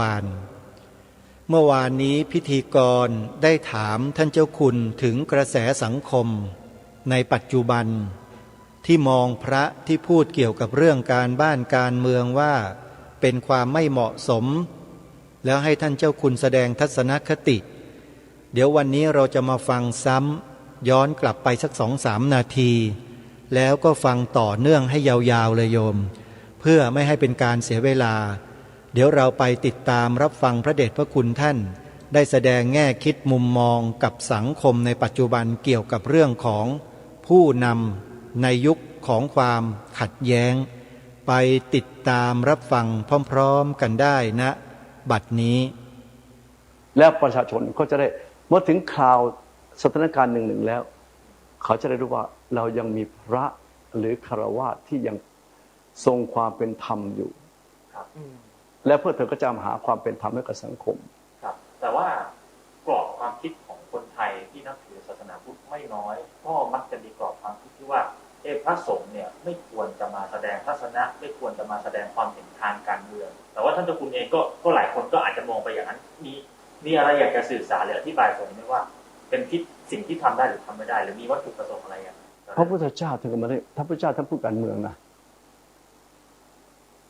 อ้าวเธอเรียนพุทธศาสนาไม่ใช่ไหมพระพุทธเจ้าลงมาปราบกรียุคพุทธเจ้าเนี่ยกลียุคมิคสัญญีกรียุคของพุทธเจ้าเนี่ยปราบแบบเทวดาก็เป็นตำนานไปแต่พระองค์ตรัสรู้แล้วเนี่ยพระองค์จัดระบบประชาธิปไตยปลดระบบอะไรกษัตริย์พราหมณ์แพทย์สูตรและจันทานจากอินเดียหมดระบบวรรณะหมดระบบการกดขี่ข่มเหงเหยียบย่ำโดยเอาเมืองใหญ่ที่สุดคือพระเจ้าพิมพิสารเมืองมคธนี่แหละจากนั้นก็พระเจ้าประเสนส่งเสริมประชาชนสิอ้าวเมื่อคุณจัดไม่เป็นนี่มาดูนะฮะบวชพระถ้าเธอคุณพ่อคุณแม่เป็นพ่อค้าใช่ไหมสมมติพ่อค้าถ้าพ่อค้าบวชก่อนกษัตริย์บวชทีหลังต้องไหว้ลูกพ่อค้าไหมต้องไหว้ใช่ไหมฮะถ้าไอ้ที่เขาตีว่าคนจันทานวันนั้นเป็นคนจันทานแล้วบวชก่อนเสร็จเป็นพระอรหันต์บวชก่อนกษัตริย์บวชทีหลังก็ต้องไหว้พระทรงปลดระบบนี้เพราะปลดระบบนี้ชมพูทวีปมันจึงมีความสุข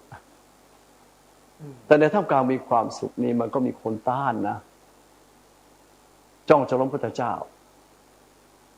จนกระทั่งพระพุทธเจ้าเสด็จจากพระนิพพานแล้วจึงมีการลุกรานทางศาสนา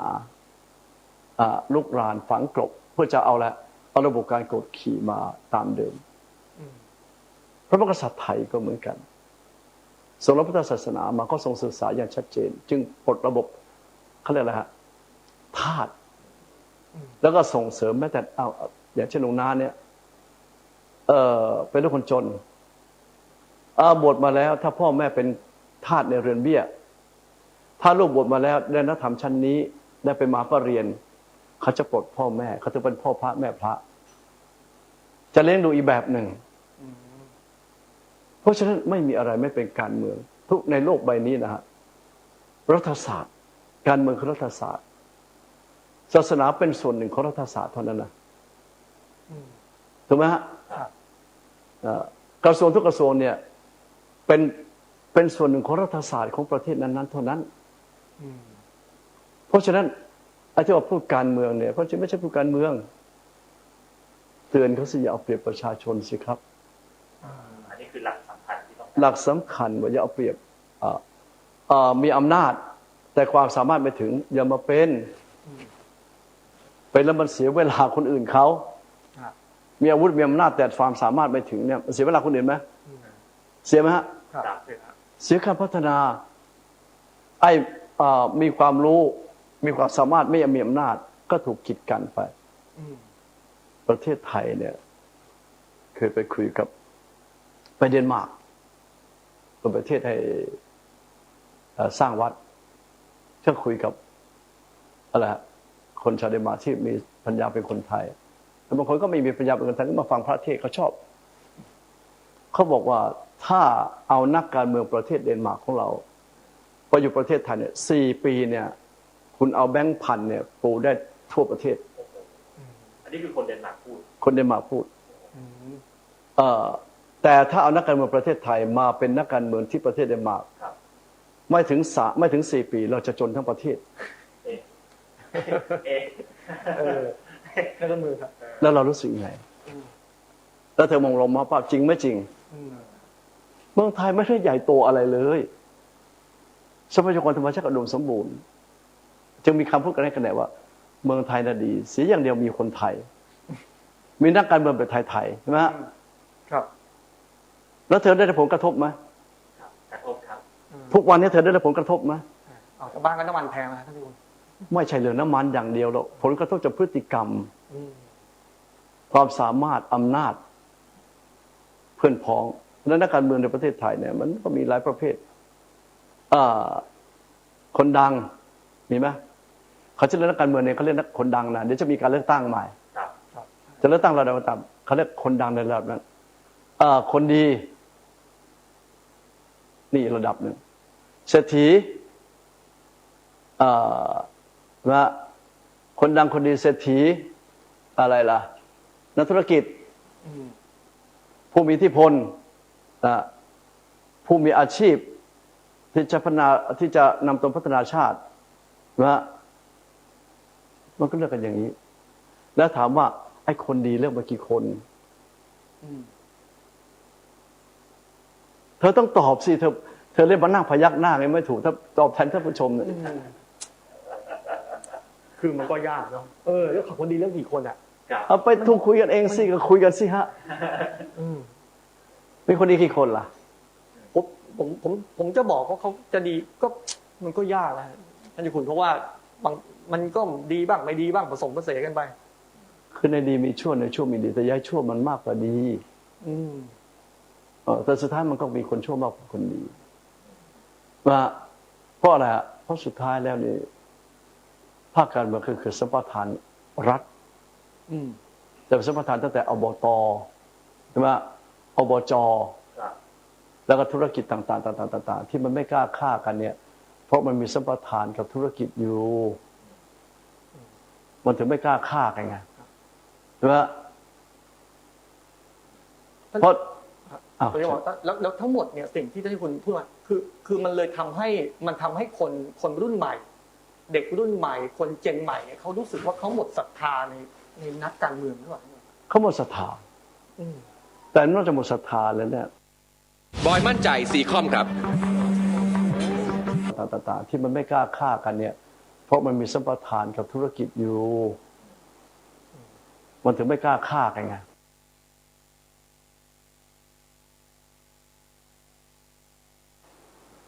เพราะแล้วทั้งหมดเนี่ยสิ่งที่คุณพูดมาคือมันเลยทำให้คนรุ่นใหม่ เด็กรุ่นใหม่คนเจนใหม่เนี่ยเขารู้สึกว่าเขาหมดศรัทธาในนักการเมืองหรือเปล่าเขาหมดศรัทธาแต่นอกจากหมดศรัทธาแล้วเนี่ยเขาก็สะท้อนไงล่ะว่าสะท้อนพวกมีอำนาจก็ทำใจไม่ได้ก็ต้องวิหิงสาคือเบียดเบียนเขาด้วยวิธีการต่างๆแต่ถึงเขาหมดศรัทธาแล้วเขาต้องคิดว่าแล้วเขาจะอยู่อย่างไรเนี่ยอ้าวสองหนุ่มเนี่ยใครอายุมากกว่ากันอายุมากกว่านะไม่ต้องถามว่าเท่าไหร่นะฮะถามว่ามีครอบครัวยังมีแล้วครับมีแล้วเราจะอีกสมมติถ้าตอนนี้เธอ32สมมติดีครับสมมติได้น้อยดีครับฮะสมมติเธอ32พัญญาจะอยู่อย่างไร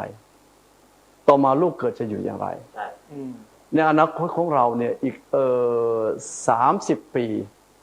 ถ้าสังคมเป็นแบบนี้เราจะอยู่อย่างไรแล้วเด็กที่กำลังเติบโตขึ้นมาเขาจะอยู่อย่างไรทุกคนจะมาร่วมกันคิดแล้วเขาก็สะท้อนใช่ไหมสะท้อนในภาคการเมืองไม่ได้เขาก็ลงค่าถนนไงใช่ใช่พอลงค่าถนนอำนาจรัฐกับประชาชนก็กลายเป็นซีวิลวอร์ผู้ขัดแย้งกันแล้วก็กลายเป็นซีวิลวอร์ใช่ไหมฮะคือกับสงครามกลางเมือง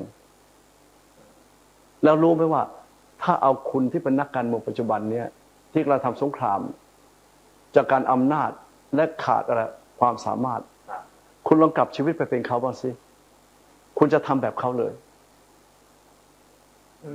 ทำไหมฮะหาผลประโยชน์ใส่ตัวไม่ใช่คุณก็จะทำแบบเขาว่าคือเขาวางอนาคตประเทศของเขาไว้เขาจะอยู่กับประเทศนี้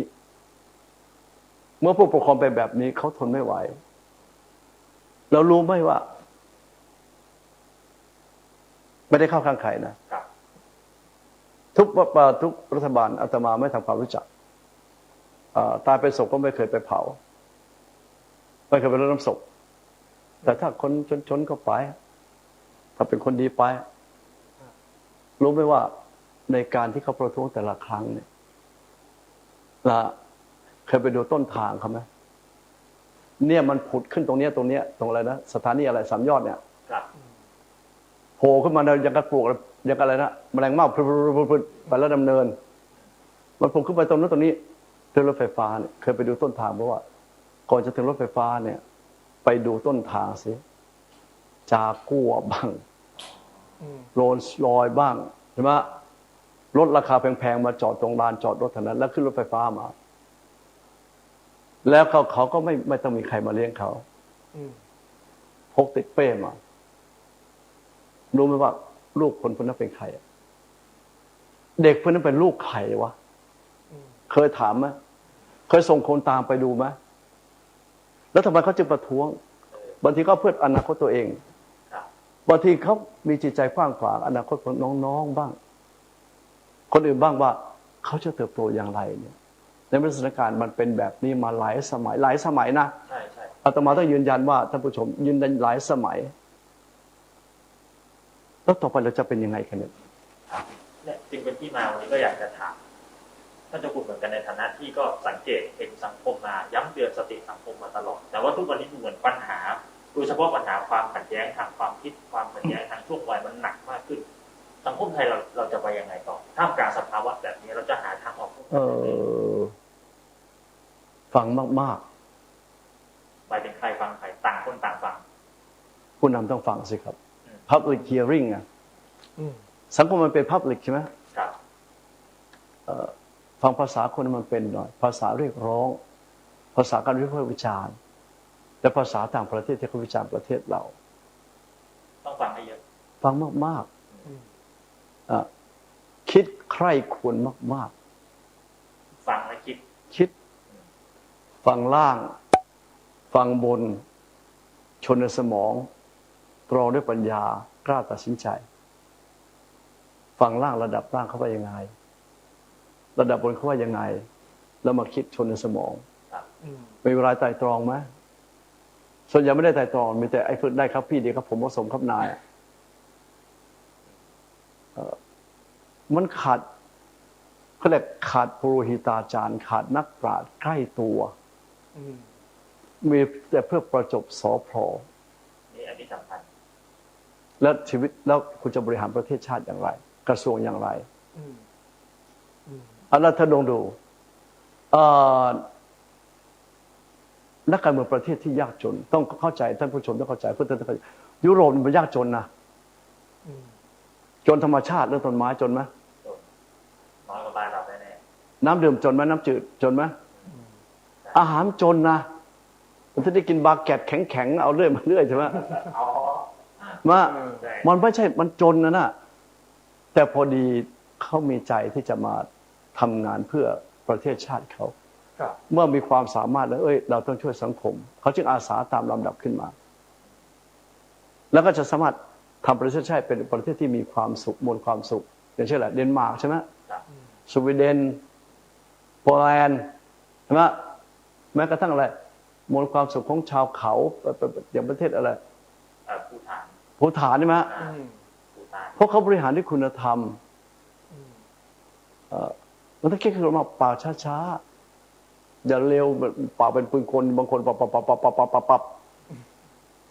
กล้าอย่างสมเหตุผลวางหลักการตัดสินใจความเป็นไปได้เหลือแค่2 อย่างถ้ามัน possibility ไหมเนี่ยใช่ไหมมันไม่ถึงระดับ prediction อะถ้าดีมันจะเก่งเกินไปใช่ไหมลองตรองดูซิว่ามีโอกาสพลาดกับสำเร็จพลาดกับสำเร็จแล้วหาคนมาวิจัยองค์กรที่เขาประสบความสำเร็จใหญ่ๆในประเทศไทยและในโลกนี้เขาจะมีการตัดสินใจแค่2 เรื่องเท่านั้นตัดความเป็นไปไม่ได้ความเพ้อฝันออกและให้มันเหลือ2 อย่างตัดสินใจดูไอ้ที่ว่าจะเป็นไปไม่ได้อาจจะเป็นไปได้ต้องเอากลับมาใช้ใหม่ไอ้ที่เราตัดสินใจว่าเป็นไปได้เป็นไปไม่ได้ต้องทิ้งหาคนร่วมงานที่ดีถ้าคุณจะดูเหมือนว่ารัฐบาลบ้านเราเองเนี่ยนายกเองคนรอบตัวนายกเองเนี่ยเขาก็จะดูเหมือนจะมั่นอกมั่นใจไม่ใช่คนนี้ไม่เอาว่าไม่ใช่คนนี้นะเอาว่าตั้งแต่ลุงน้าเห็นมากันแล้วเอาว่าตั้งแต่เห็นมานายกตั้งแต่ที่ผ่านมาทุกคนก็จะบอกว่ามีความมั่นใจในตัวเองและคนรอบข้างมั่นใจเชื่อใจอย่างนั้นแต่สุดท้ายเนี่ยก็เหมือนไม่รับฟังอย่างแท้จริงหรือเปล่าอย่างกรณีที่มีการเรียกร้องข้อเรียกร้องต่างๆของกลุ่มคนรุ่นใหม่นะครับซึ่งมีความพยายามจะให้เปิดเวทีคุยกันแต่สุดท้ายเองก็ไม่เกิดขึ้นคุยไม่เป็นคุยแล้วกลัวเสียท่าผู้น้อยเพราะผู้ชอบความรู้มันเยอะกว่าเนี่ยครับใช่ไหมฮะต้องเข้าใจว่าคนรุ่นใหม่มันความรู้เยอะกว่าเราภาษามันก็ดีกว่าเรานะภาษาอังกฤษภาษาต่างประเทศเนี่ยไอเรารุ่นเก่าเนี่ยผู้ภาษาคนยังไม่ค่อยรู้เรื่องแล้วมาเดี๋ยวมันบอกอะไรว่าผู้ภาษาคนไม่รู้เรื่องเพราะฉะนั้นแล้วเราจะทำเพื่ออะไรเนี่ยถามว่าที่เราอาสาขึ้นมาเนี่ยต้องถามตัวเองว่าที่เราเข้ามาเนี่ยที่เอาว่าภาษาตัวเองนะไม่ใช่คำหยาบนะที่กูเข้ามาเนี่ยแต่เป็นผู้หญิงผู้ชายก็ตามเพื่อชีพ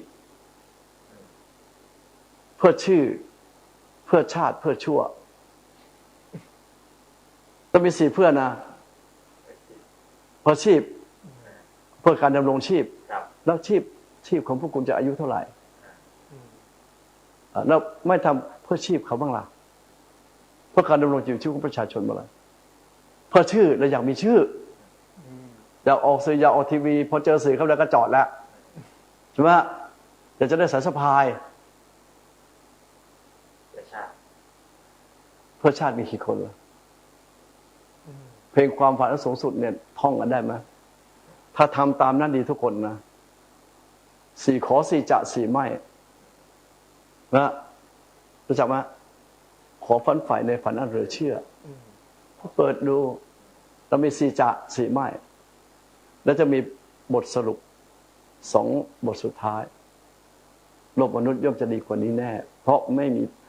มีผู้ไม่ยอมแพ้แม้ถูกยัน จงยืนหยัดสู้ไปฝ่ายประจันยอมอาสันก็พระปองเทิดผองไทยแต่ที่แล้วมามันมีกี่คนล่ะปัจจุบันนี้มันมีกี่คนแต่เด็กรุ่นใหม่มันก็มีของมันนะเพราะประเทศชาติเป็นของเขานี่ให้จำไว้ว่าเยาวชนคือคนของชาติใช่ไหมครับคืออนาคตชาติเลยครับเยาวชนคือคนของชาติถ้าผู้ใหญ่คิดอย่างนี้นะฮะเขาจะฟังทุกคนเขาจะดูมวลความสุขเขาจะเติมเต็มให้เด็กให้เยาวชนตั้งแต่เด็กเล็กมาแต่คิดอีกแบบหนึ่งเฮ้ยเยาวชนเป็นของชาติตอนเราเป็นผู้ใหญ่นะคิดต่อไปว่าชาติเป็นของเยาวชนชาตินี้เป็นของเยาวชนวันนี้ในอนาคตชาติเป็นของเธอไหมเป็นของเธอไหมเธอเป็นเด็กวันนั้นวันนี้เธอต้องรับผิดชอบในอาชีพของเธอไหมเป็นของเราถ้าผู้ใหญ่คิดอย่างนี้ปัจจุบันคิดอย่างนี้นะไม่มีคนชั่วหรอกครับไม่มีนักการเมืองที่เลวสักคนทุกระดับเพราะเราไม่ได้ทำเพื่อชาติทำเพื่อชั่วเพื่อชีพกับเพื่อชั่วชีพเรากับเราจึงทำความชั่วแล้วผลจากการที่เราทำความชั่วเนี่ยมีใครสรรเสริญบ้างรัฐมนตรีที่มีแต่คนเรียกอีเรียกไอ้นักการเมืองรัฐมนตรีมีแต่คนเรียกอีเรียกไอ้มีอนุสาวรีย์ไหมเอาว่าพรรคเดียวกันเนี่ยหัวหน้าพรรคตายปีแรกมีคนไปทำบุญแง่ๆอยู่แล้วปีที่สองเนี่ยจะมีใครไปทำบุญไหมไปไหมฮะเริ่มคิดแล้วอาจจะลืมแล้วด้วยซ้ำก็ได้ว่ามีหัวหน้าพรรคถามว่าพุ่มพวงตายเนี่ยเธอเคยทำข่าวพุ่มพวงใช่ไหมรู้ไหมพุ่มพวงตายเนี่ยทั้งปีมีคนไปไหมไปขอหวยทุกคนไม่เขาก็จัดดนตรีไปไหมเขาจัดดนตรีไปไหมใช่มีดนตรีเที่ยวง่ายเที่ยวง่ายแล้วถามว่าคนอื่นตายล่ะมีคนไปงานไหมวันนี้นักการเมืองคนนี้ตายนะอดีตวันตายคนอื่นนายกรัฐมนตรีคนนี้นะโอ้ประชาชนไปเป็นหมื่นเป็นแสนเป็นล้านมีไหมทำบุญให้ครึ่งประเทศมีไหมก็พวกเขายังไม่ทำบุญให้เลยเขายังไม่ไหว้กระดูกกันเลยคนเราถ้าอยู่ด้วยกันนะเป็นผู้นำเป็นลูกพี่เขาใช่ไหมคนที่อยู่กับเราไม่นับถือเราจะเป็นซะเลยโอ้นี่เห็นภาพเลยนะตอนเนี้ยการตอนนี้อ้าวใช่ไหมลูกน้องไม่เคารพหัวหน้าเนี่ยมีหลายกลุ่มเลยฮะท่านเจ้าคุณตอนนี้อันได้ที่ตายไปแล้วแต่อยู่เขาพูดไม่ได้เพราะมีผลประโยชน์แต่เขาตายไปแล้วเนี่ยมีใครแวะกระดูกไหมเขาว่าต่อหน้ารับหลังนี่มีใครกรวดน้ำวันนี้ข้าพเจ้าขอกรวดน้ำให้อดีตรัฐมนตรีคนนี้วันนี้ข้าพเจ้าขอกรวดน้ำให้นายกรัฐมนตรีคนนี้อดีตนายกรัฐมนตรีคนนี้มีไหมเธอเคยอุทิศให้ไหมไม่เคยฮะแต่บรรพชนกับราชการทุกราชการเนี่ยที่สวรรคตไปแล้วเนี่ยเธอกรวดน้ำให้ไหมกรวดน้ำให้ใช่ไหมแล้วกรวดน้ำให้เราไหว้พระไหว้เจ้าขอให้พบ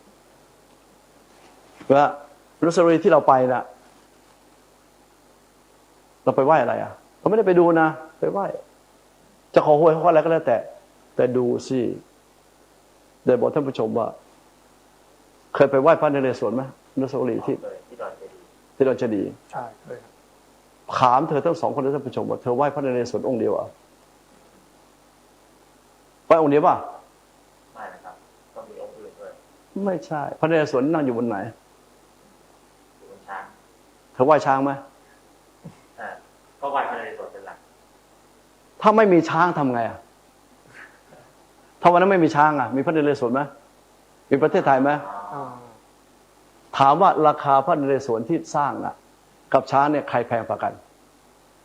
ช้างตัวใหญ่กว่าแพงกว่าใช่ไหมอ้าวคนเรานะฮะแล้วไปนู่นไปบารจันทร์ในอะไรจันทร์หน่วยค้นหน่วยเชี่ยใช่ไหมเธอก็ยกมือไหว้เธอจะเอาโชคชัยอะไรก็แล้วแต่ไหว้วีรกรรมก็แล้วแต่เธอไหว้ควายด้วยนะถ้าไม่มีควายเหล่านี้นะฮะไม่มีวีรกรรมในใจไม่จะขี่อะไรสัตว์มันยังโดนไหว้เลยฮะแล้วคนไม่โดนไหว้เนี่ยตายไปแล้วไม่โดนไหว้ลูกน้องไม่ไหว้เนี่ยแปลว่าอะไรไปคิดเยอะๆนะที่อยากจะเตือนสำคัญที่สุดคือว่าหลายยุคหลายสมัยมาแล้วนะ ผู้นำที่เอาเปรียบประชาชนเอาเปรียบเหยียบย่ำกอบโกยโกงกินเนี่ยชีวิตเขาอยู่กันอย่างไรโทรลงไปตามชีวิตอยู่นะอยู่ในวงเนี้ยยิ่งผู้นำระยะ15 ปีที่ผ่านมาเนี่ยจะต้องอยู่ในกำแพงตัวเองเมื่อทะเลาะวิวาทกันแล้วออกไปกินข้าวได้ไหมถามว่าไปนั่งกินข้าวข้างถนนได้ไหมปัจจุบันเนี้ยก็ยากนะตอบสิครับมันไม่ใช่ว่ายากเอาความจริงไม่เห็นเลยพูดกันไปได้ไหมไม่ได้ใช่ไหมไม่ได้ไปโดนเด็กด่าทั้งแอบไปขึ้นลิฟต์แล้วก็เข้าห้องเลยไปนั่งกินพวกตัวเองเกิดมาเป็นผู้นำสังคมเนี่ยนะจำไว้นะถ้ายังเดินบนถนนไม่ได้ยังมีบอดี้การ์ดติดตามนะการนู่นการนี่อย่าเป็นผู้นำเลยเพราะคุณกลัวลูกปืนเนี่ยคุณกับการโต้ตอบดูพระบิณฑบาตสิสมมติเจ้าคุณสมเด็จพระสังฆราชบิณฑบาตเนี่ยท่านจะมีมือปืนไหมไม่มีมีไหมไม่ต้องมีทำไมไม่มีมือปืนล่ะก็ต้องถามดูยังต้องมีลูกศิษย์หิ้วกับข้าวอีกนะเอารถ10 ล้อไปใส่เนี่ยรับรองได้ 4-5 คันถ้าบิณฑบาต1 ชั่วโมงนะเอาวันนี้สมเด็จสังฆราชซึ่งทรงพระชนเยอะแล้วนะจะบิณฑบาตนะโอ้เธอเอ้ยเธอไปไหมถ้าไปบ้านใกล้ๆบ้านเธอไปครับใช่ไหมฮะพระคณาจารย์แต่ละองค์เนี่ยท่านเคยมีมือปืนไหมมีไหมฉันข้าวใครก็ไม่ต้องกลัวยาพิษต้องกลัวไหมฮะไปไหนก็ไม่ต้องกลัวสตรานอนดูพระท่านนอนนั่งกรรมฐานนี่หันหลังให้มนุษย์นะหันหน้าเข้าพระพุทธรูปถ้ามีศัตรูโป้งเนี่ยทะลุอย่าทะเลาะกันสิฮะอย่าไปทะเลาะกับคนอย่าไปวิวาทมามันน่าสงสารจริงๆตั้งแต่ผู้นำที่ตั้งแต่ปี19มาเนี่ยสำหรับชีวิตหลวงนาอาตมานะฮะไม่ให้ผู้นำไปนั่งกินข้าวข้างทางไปเดินช้อปปิ้งสบายๆไปเดินพูดกับผู้คนมันเดือดร้อนไปทั้งเมียลูกครอบครัวไปไหนไม่ได้ต้องเก็บตัวแล้วจะต้องวนเวียนอยู่เงี้ยนักโทษติดคุกเดี๋ยวมันก็ออกมาแล้วมันเดินไปไหนก็ได้ถูกไหมฮะใช่ใช่แต่ผู้นำไม่ได้นะคิดเท่านี้ก็พอแล้วคิดเท่านี้สยดสยองพอแล้วท่านเจ้าคุณแล้วอย่างนี้เองผู้นำบ้านเราเองสุดท้ายแล้วเนี่ยจะมีทางออกอะไรจะใช้หลักคำสอนทางพุทธศาสนาอะไรที่ทำให้เขาสามารถที่จะแบบกลับมาเป็นผู้นำที่คนศรัทธาไม่ต้องกังวลไม่ต้องกลัวคือมันเป็นแค้นผูกแค้นเข้าใจไหมฮะที่ก็ลงจากหลังเสือไม่ได้เรียกแค้นผูกแค้นเมื่อคุณทำอย่างนี้แล้วมาสร้างความแค้นไปแล้วคุณก็จำเป็นจะต้องมีต่อลงเมื่อไหร่นะฮะลงไปเดินถนนดูเถอะกระถิ่นเยอะเลยกระถิ่นเยอะผมจองไว้หมดแล้วใช่ไหมฮะลองไปเดินดูสิแต่ละคนเนี่ยที่จ๋ากันมาเนี่ยตั้งแต่ไม่รู้อะแต่มาตั้งแต่ปี19นะยังไม่เห็นผู้นำโผล่ไปเลยฮะแล้วไปแล้วต้องมีขุนทหารพรานธนูไปยืนล้อมรอบแล้วขุนทหารพรานธนูตรงนั้นคุณก็ไม่มีสิทธิ์จะใช้เขาแล้วนะคุณเกษียณไปแล้วคุณหมดอำนาจไปแล้วคุณจะใช้คนพวกนี้เหรอตำรวจทหารเป็นเฝ้าเหรอไม่ได้เป็นการใช้ภาษีของราษฎรแล้วเป็นทำไมแล้วเดี๋ยวเราไปทั้งเมียก็เดินได้ไหมถามว่าลูกเดินออกไปเนี่ยได้ไหมฮะเอาหลานไปฝากโรงเรียนเกิดไอ้โรงเรียนนั้นมันเป็นผู้ถูกกระทำโรงเรียนดังจะรับฝากไหมพ่อของแม่แบบคนที่พ่อเขาเคยทำกับเราเนี่ยทำกับพวกเราว่าหมาเดือดร้อนไหมถามว่าหมาบ้านนั้นออกไปเนี่ยถ้ารู้ว่าหมาบ้านนั้นคนเตะไหมถูกไหมฮะมันไส้มันก็เตะฝาดเจ้านายมึงหน่อยมันจึงเป็นชีวิตที่น่าสงสารอาตมาว่าเป็นชีวิตที่น่าสงสารที่สุดที่ยังตกอยู่ในวังวนทางที่ดีแล้วก็อาตมาว่านะพิจารณาตัวเองทุกคนนะ ลองพิจารณาดูสิว่าเราดำรงชีวิตมันอยู่ได้อย่างไรแล้วเราได้อะไรบ้างเนี่ยเราให้อะไรต่อสังคมบ้างสังคมเนี่ยถ้ามีผู้มีอุปการะคุณถ้าเรามีอุปการะคุณต่อเขานะเขาถือว่าเป็นปูชนียบุคคลรูปแต่ละบ้านเนี่ยแต่ละบ้านนะพอนายหมดยศไปแล้วมันปลดยัดใส่ตู้ฉีกทิ้งเปลี่ยนกรอบใหม่ไปดูได้เลยฮะไอ้มีนายเก่าเนี่ยไม่มีในโลกเพราะมันรู้ความดีความชั่วกันอยู่มันไม่ศรัทธากันอยู่แล้วประชาชนล่ะเพราะฉะนั้นในระยะที่ผ่านมาเนี่ยสถานการณ์ประเทศไทยมันหนักหนาถ้ายังไม่หาทางให้มันเป็นสันติสุขนะฮะก็ยังรบกันอยู่เรื่อยๆเหมือนสงครามในต่างประเทศเราเห็นนะนั่นแหละแต่สงครามภายในเรื่องส่วนตัวเราทำยังไงเห็นแค่ความเดือดร้อนจะไปทำที่ไหนเธอเดินไปกินข้าวตะกี้เดินไปกินข้าวใช่ไหมมีใครยิงกระบาลเธอไหมเอาไปแต่ดูทีวีอยู่นั้นนะพูดไม่เป็นภัยกับใครนะถ้าเกิดเธอไปเข้าข้างพอเขาไปเข้าร้านอาหารนะบอกคุณออกจากร้านผมไม่ได้แล้วท่านทำไมก็คุณทำข่าวแบบเนี้ยออกไปเลยแต่ผมไม่มีสิทธิ์จะกินไม่มีสิทธิ์ร้านผมครับเพราะมันเป็นธุรกิจส่วนตัวครับเขาไล่ยาหมูเข้าหมาก็ไม่ได้กินใช่ไหมไปฟ้องศาลได้ไหมก็เขาไม่ยินดีต้อนรับคุณเขาไม่อยากได้เงินคุณมันเดือดร้อนกันไปหมดคิดอย่างนี้แล้วเราก็แก่แล้วคิดว่าเราก็แก่แล้วจะทิ้งร่องรอยอะไรให้คนเขานับถือบูชา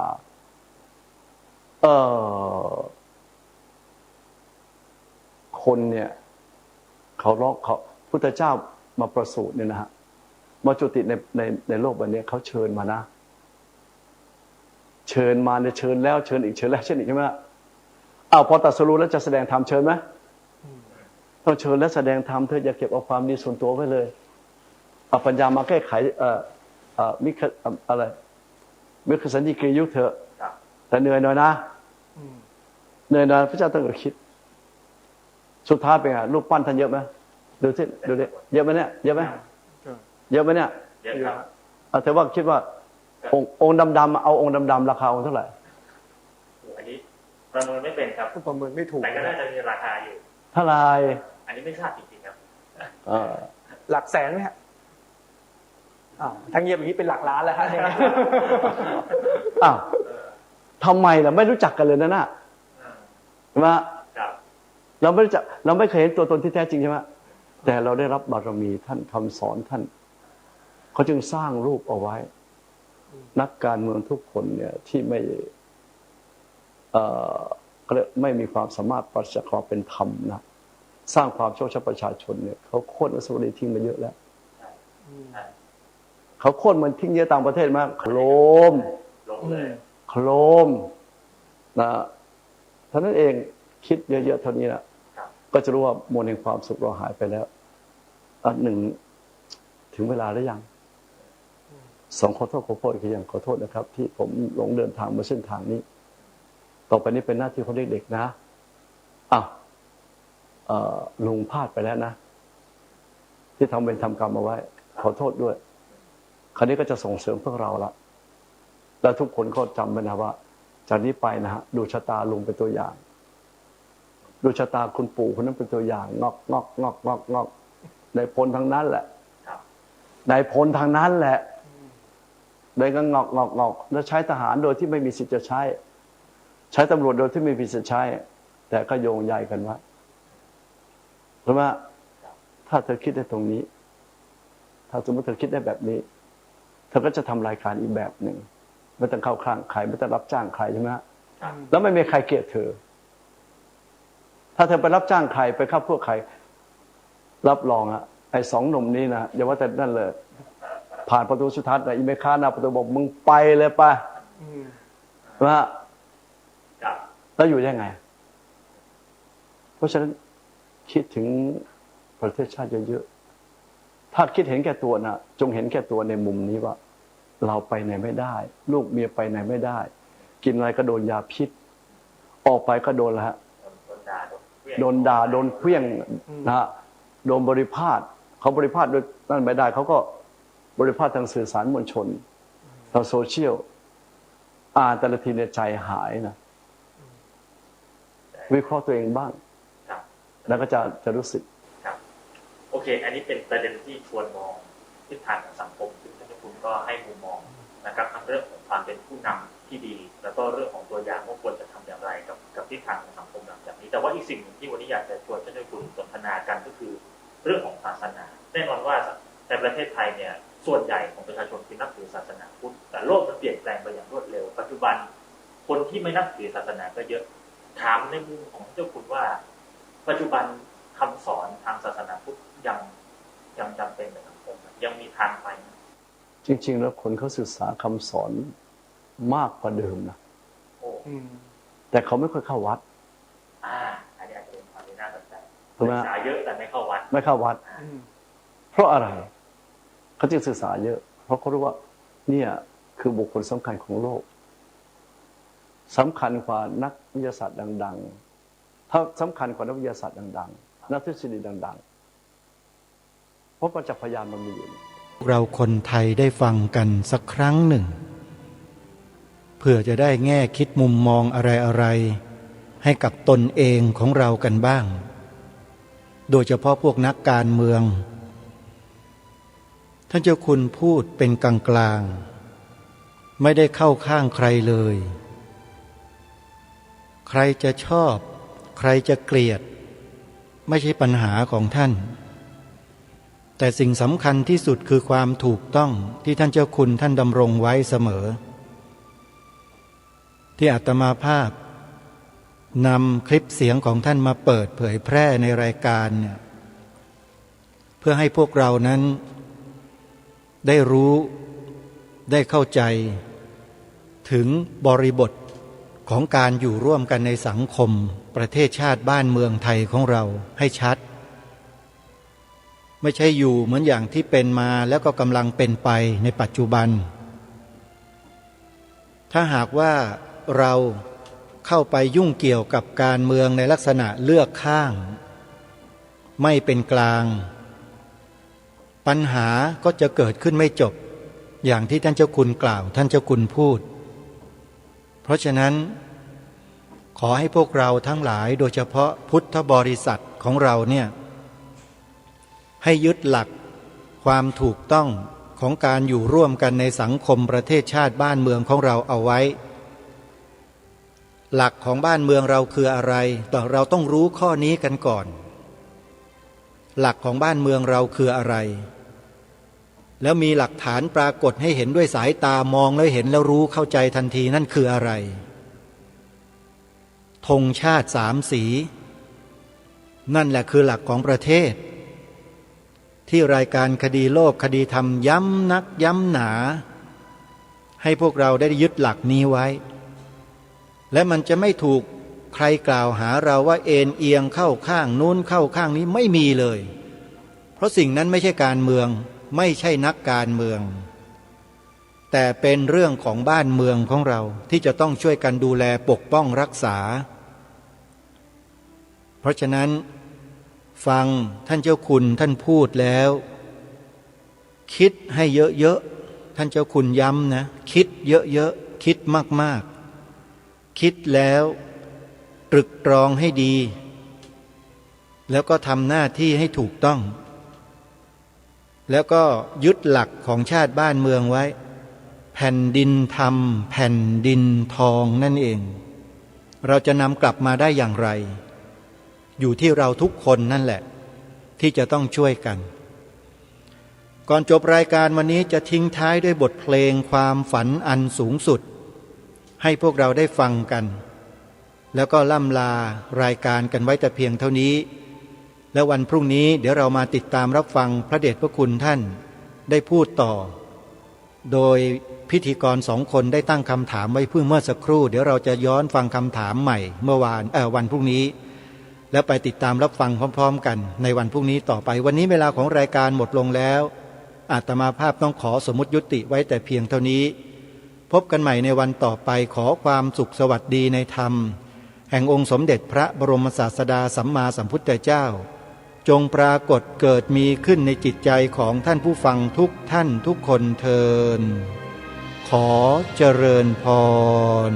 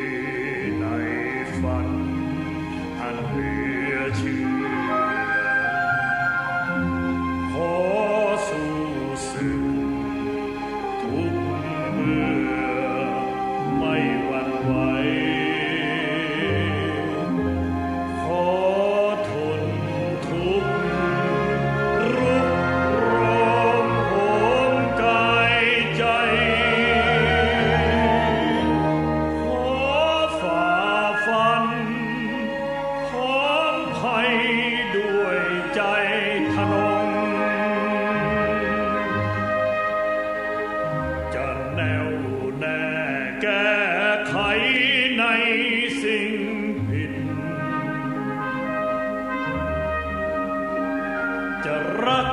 ชาติจนชีวิตเป็นผุยผงจะยอมตายไม่ให้เกียรติดำรงจะปิดทองหลังองค์พระปฏิมา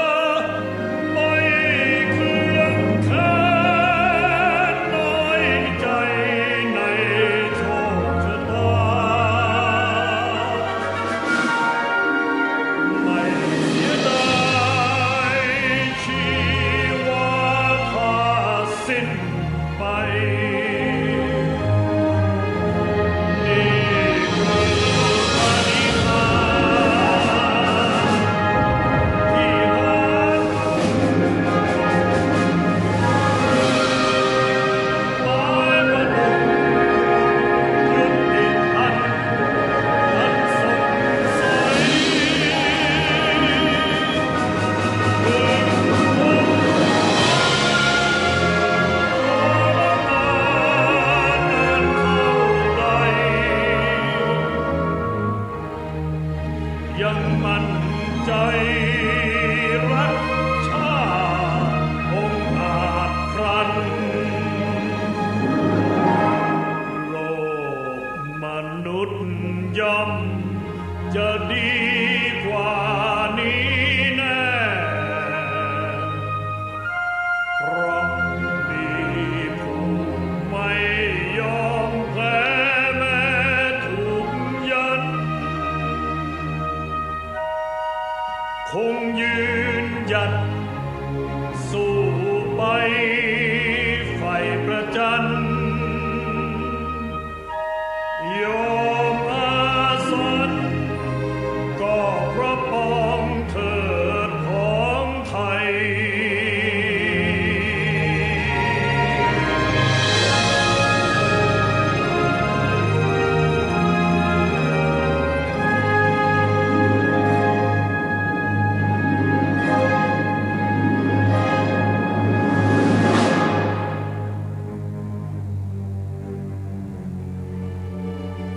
ฝันใฝ่ในฝันอันเหลือเชื่อขอสู้ศึกทุกเมื่อไม่หวั่นไหวขอทนทุกข์รุกโรมโหมกายใจขอฝ่าฟันผองภัยด้วยใจทะนงจะแน่วแน่ แก้ไขในสิ่งผิดจะรักชาติจนชีวิตเป็นผุยผงจะยอมตายหมายให้เกียรติดำรง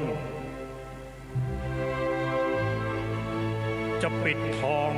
หลังองค์พระปฏิมา ไม่ท้อถอยคอยสร้างสิ่งที่ควรไม่เรรวนภาวะผวังคิดกังขา ไม่เคืองแค้นน้อยใจในโชคชะตาไม่เสียดายชีวา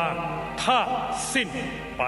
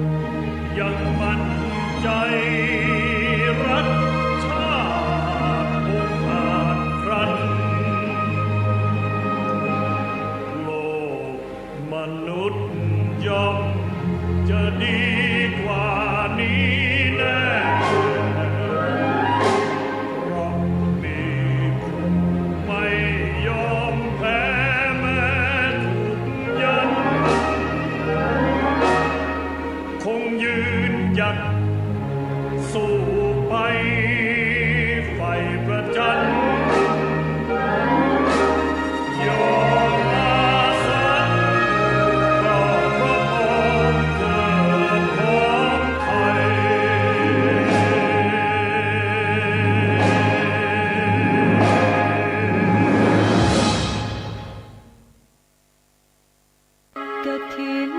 ทานคือสังฆทานบุญทานยิ่งใหญ่1 เดือนข่าวสารเพื่อการประชาสัมพันธ์ขอเชิญชวนศรัทธานักศีลนักบุญทั้งหลายร่วมงานทำบุญทอดกฐินสามัคคีของวัดร้องอ้อตำบลสันพิเชื่ออำเภอเมืองจังหวัดเชียงใหม่ตรงกับวันอาทิตย์ที่6 พฤศจิกายนพุทธศักราช 2565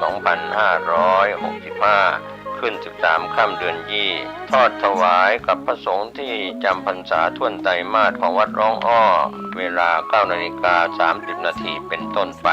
ขอเชิญชวนร่วมงานบุญกฐินสามัคคีของวัดร้องอ้อตำบลสันพิเชื่ออำเภอเมืองเชียงใหม่จังหวัดเชียงใหม่ตรงกับวันอาทิตย์ที่ 6 พฤศจิกายน 2565 ช่วงเช้า 9:30 นาทีได้บุญได้กุศลโดยพร้อมเพรียงกันมนุษย์สมบัติสวรรค์สมบัตินิพพานสมบัติเพิ่มพูน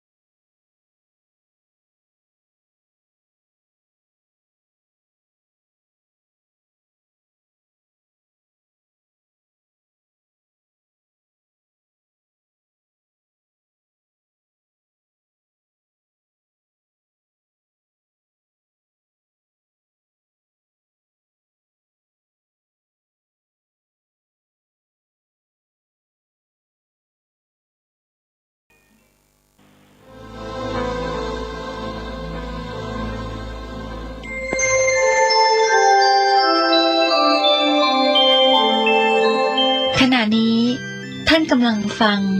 สถานีวิทยุกระจายเสียงพระพุทธศาสนา FM 104.5 เมกะเฮิรตซ์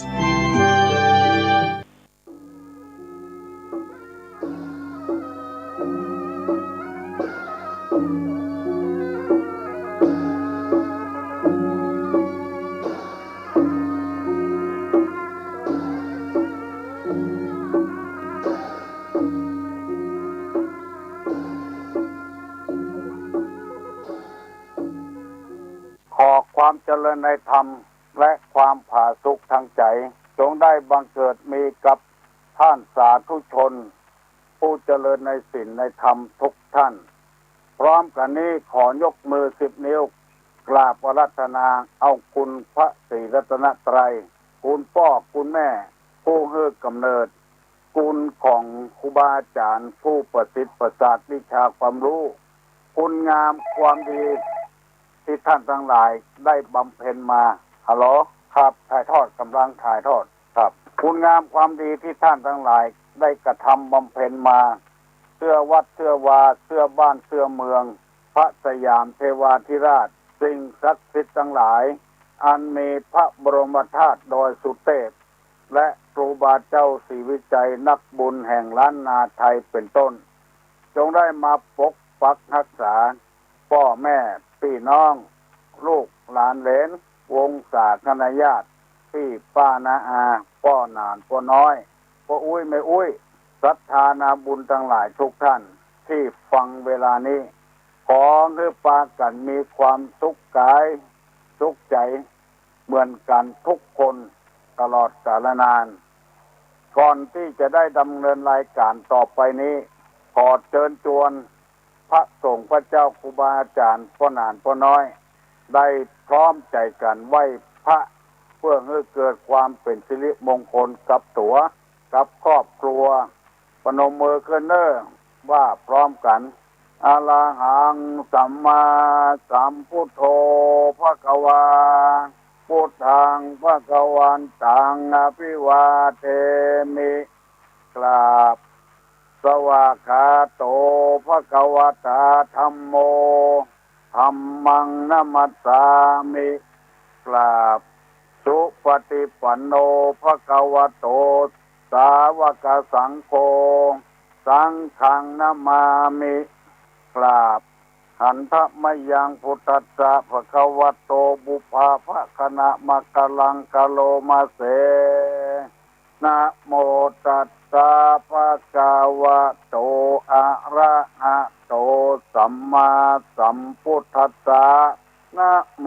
ตัสสะภะคะวะโตอะระหะโตสัมมาสัมพุทธัสสะนะโมตัสสะภะคะวะโตอะระหะโตสัมมาสัมพุทธัสสะพุทธังสรณังกัจฉามิธัมมังสรณังกัจฉามิสังฆังสรณังกัจฉามิตุติยัมปิพุทธังสรณังกัจฉามิตุติยัมปิธัมมังสรณังกัจฉามิตุติยัมปิสังฆังสรณังกัจฉามิสติยัมปิพุทธังสรณังกัจฉามิสติยัมปิธัมมังสรณังกัจฉามิสติยัมปิสังฆังสรณังกัจฉามิอิติปิโสภะคะวะอะระหังสัมมาสัมพุทโธวิชชาจารณะสัมปันโนสุขโตโลกาวิทูอนุตตโลปุริสาธัมมสารติสัทธาเทวะมนุษย์สานังพุทโธภควาติสวากขาโตภควตาธัมโมสันติติโกอากาลิโกเอหิปัสสิโกโอปนะยิโกปัจจัตตังเวทิตตโพวินยูหิติสุปฏิปันโนภควโตสาวกสังโฆ อุจุปฏิปันโนภะคะวะโตสาวกสังโฆญาญาปฏิปันโนภะคะวะโตสาวกสังโฆสามิจิปฏิปันโนภะคะวะโตสาวกสังโฆญะติตังจัตตาริปุริสายุคานิอัฏฐาปุริสาปุคลาเอสะภะคะวะโตสาวกสังโฆอาหุไนโยปาหุไนโยทักขิไนโยอัญจลิกาลนิโยอนุตตะลัง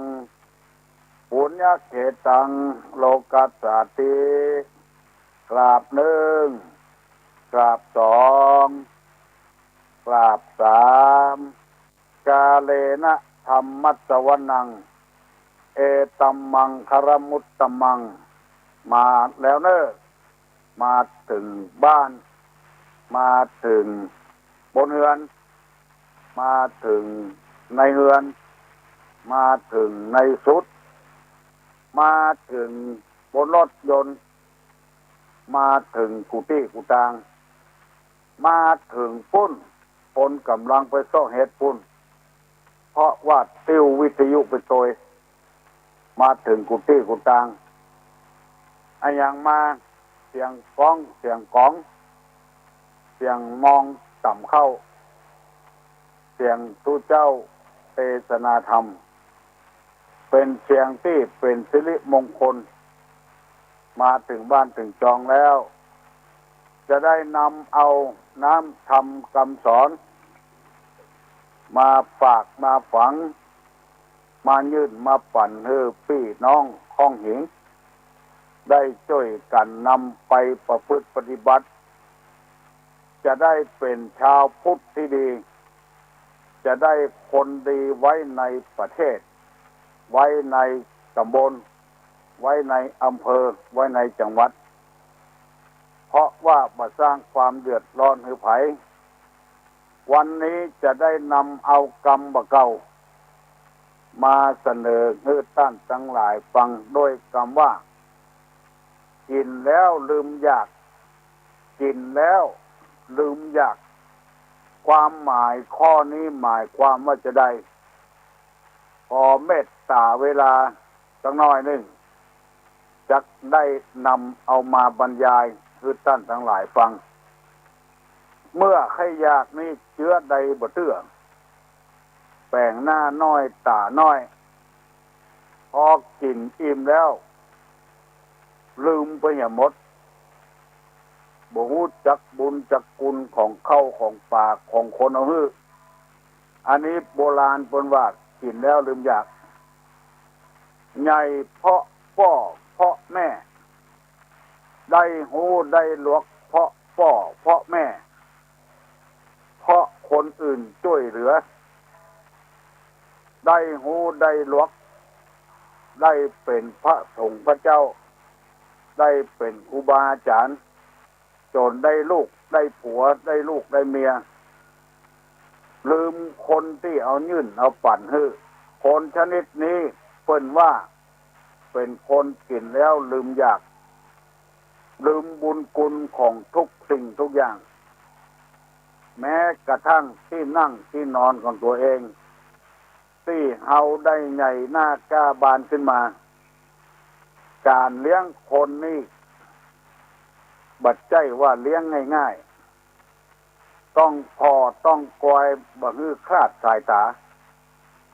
ถ้าบ่อันก็จะตกคันใดตายตกน้ำตายเป็นคนพิกลพิการเอามือไปยกไฟพ่องเอาตัวไปเกือกกิ้งกับของสกปรกพ่องสารพัดอย่างพอใหญ่หน้ากล้าบานขึ้นมาแล้วลืมหมดหมูจักกุลอันนี้เพิ่นฮ้องว่ากินแล้วลืมอยากได้รับอุปการะออกกอยจากเพิ่นจากครูบาอาจารย์จากพ่อจากแม่จากพ่ออุ้ยแม่อุ้ยที่เพิ่นเอาไปเลี้ยง ที่เพิ่นว่าใหญ่มาเป็นแห้งเป็นกาบินไปยับบ่นึกถึงที่เก่าที่เดิมแล้วเอาตั้งหน้าเป็นไฟเอาตั้งหลังเป็นหย่อมหญ้าเอาตั้งหน้าเป็นหอเป็นเฮือนเรียกว่ากินแล้วลืมอยากให้ได้สตางค์เพิ่นหมดสินหมดมือจะถูกฟ้องถูกร้องถูกสะปะสะปืนแปลงหน้าน้อยตาน้อยไปยืมของเพิ่นเชื่อใดบ่เชื่อพอได้ของเพิ่นไปจ่ายแล้วหายแซบตึงคนตึงเงินอันนี้ก่อห้องว่ากินแล้วลืมอยากนำมาเสนอเพื่อจะให้เฮานั้นบ่ได้ชื่อว่าเป็นคนกินแล้วลืมอยากถ้วยจ้อนคนมาเอาใส่แกงพอกินอิ่มแล้วละไว้บ่พอบ่กวายบ่ล้างบ่เจ็ดบ่ถูบ่เอาไว้ที่เก่าลืมตัวเก่าลืมหางตัวเก่าอันนี้นำมาเสนอเพื่อให้พี่น้องทั้งหลายได้นำไปพินิจพิจารณา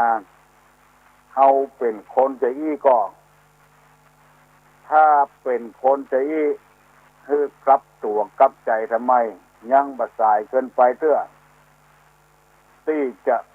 มาตอบแทนบุญคุณของเพิ่นเมื่อเฮาใครอยากเมื่อเฮาใครได้ถ้าผ่อนต้นสบายใจเพิ่นแล้วบ่ซักบ่ถูฟังเหี้ยหายยายญาติบ้านจองของที่บ่เพลบ่พัดอยู่ของเพิ่นแล้วบ่เพลบ่พัดนะเพิ่นจะเป็นบ้านตัวก็ตามถ้าเฮาบ่มีที่อยู่ที่นอนเฮาก็เดือดร้อนได้อยู่ได้นอนถึงวันก็พอเพิ่นวันจะซักจะตากคือเพิ่นให้ได้สบายโมนี้เป็นคำสอนเข้าในทิศทางของพระพุทธศาสนาหมดได้นำเอาคำว่ากินแล้วลืมอยากมาฝากฝังพี่น้องทั้งหลายวันนี้จะได้เอาจริยธรรมหรือธรรมะเกี่ยวกับสุภาพสตรีที่เป็นสาวเป็นแท้เป็นแม่บ้านเป็นแม่หอแม่เฮือนแม่ห้างจ้างไม้เกี่ยวกับสุภาพสตรีโดยตรงจะเป็นทหารก็ตามตำรวจก็ตามเป็นครูบาอาจารย์ก็ตามเป็นคนที่ใดก็ตามถ้าเป็นแม่หญิงแล้วก่อนที่นางวิสาขาจะไปอยู่กับสามีท่านันใจเศรษฐีพ่อของเพิ่นได้สอนลูกเพิ่นโดยคำสอนทั้งหมดกันมี10ข้อด้วยกันอันนี้จึงใคร่ขอฝากขอฝังไว้ให้พ่อออกแม่ออกพี่น้องศรัทธานาบุญทั้งหลายตัวบัดเดี๋ยวนี้มันบ่มีแล้วลูกจะไปอยู่กับพ่อผัวแม่ผัวพ่อชายจะไปอยู่กับพ่อเมียแม่เมีย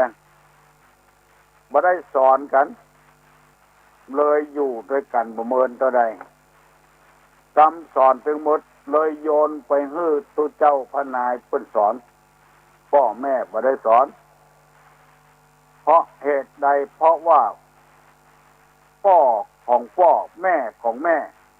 ก็บ่ได้สอนพ่อแม่อย่างเดียวกันเนี่ยให้ไปอยู่ก็ไปอยู่อันนี้โคนออกมานำมาเสนอให้พี่น้องทั้งหลายโดยกรรมที่ว่านางวิสาขานี่เป็นที่ฮักที่แปลงของพ่อผัวแม่ผัวพ่อผัวถูกได้ไว้นางวิสาขาเพิ่นเอามาเสนอหลายตนแล้ววันนี้ตุลุงจะเอากาธรรมะมาเสนอพี่น้องทั้งหลายที่ทนันใจเศรษฐีสอนลูกเพิ่นว่าจะได้ข้อหนึ่งเพิ่นว่าไฟในอย่าไปนำออก เป็นว่าอย่างนี้อย่านำโทษ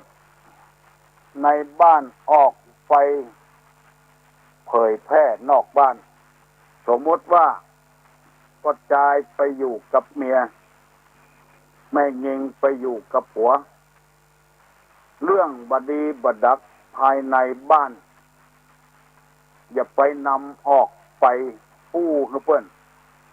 อันนี้เป็นกฎที่ห้ามเด็ดขาด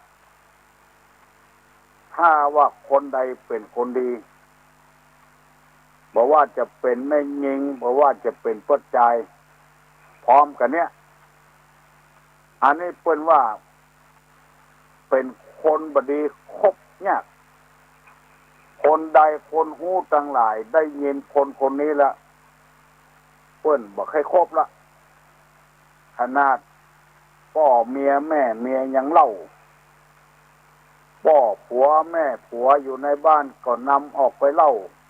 ตามบ้านตามจองบัดเดี๋ยวนี้มันมีกูบ้านนะมีกูบ้านกูตำบลกูอำเภอ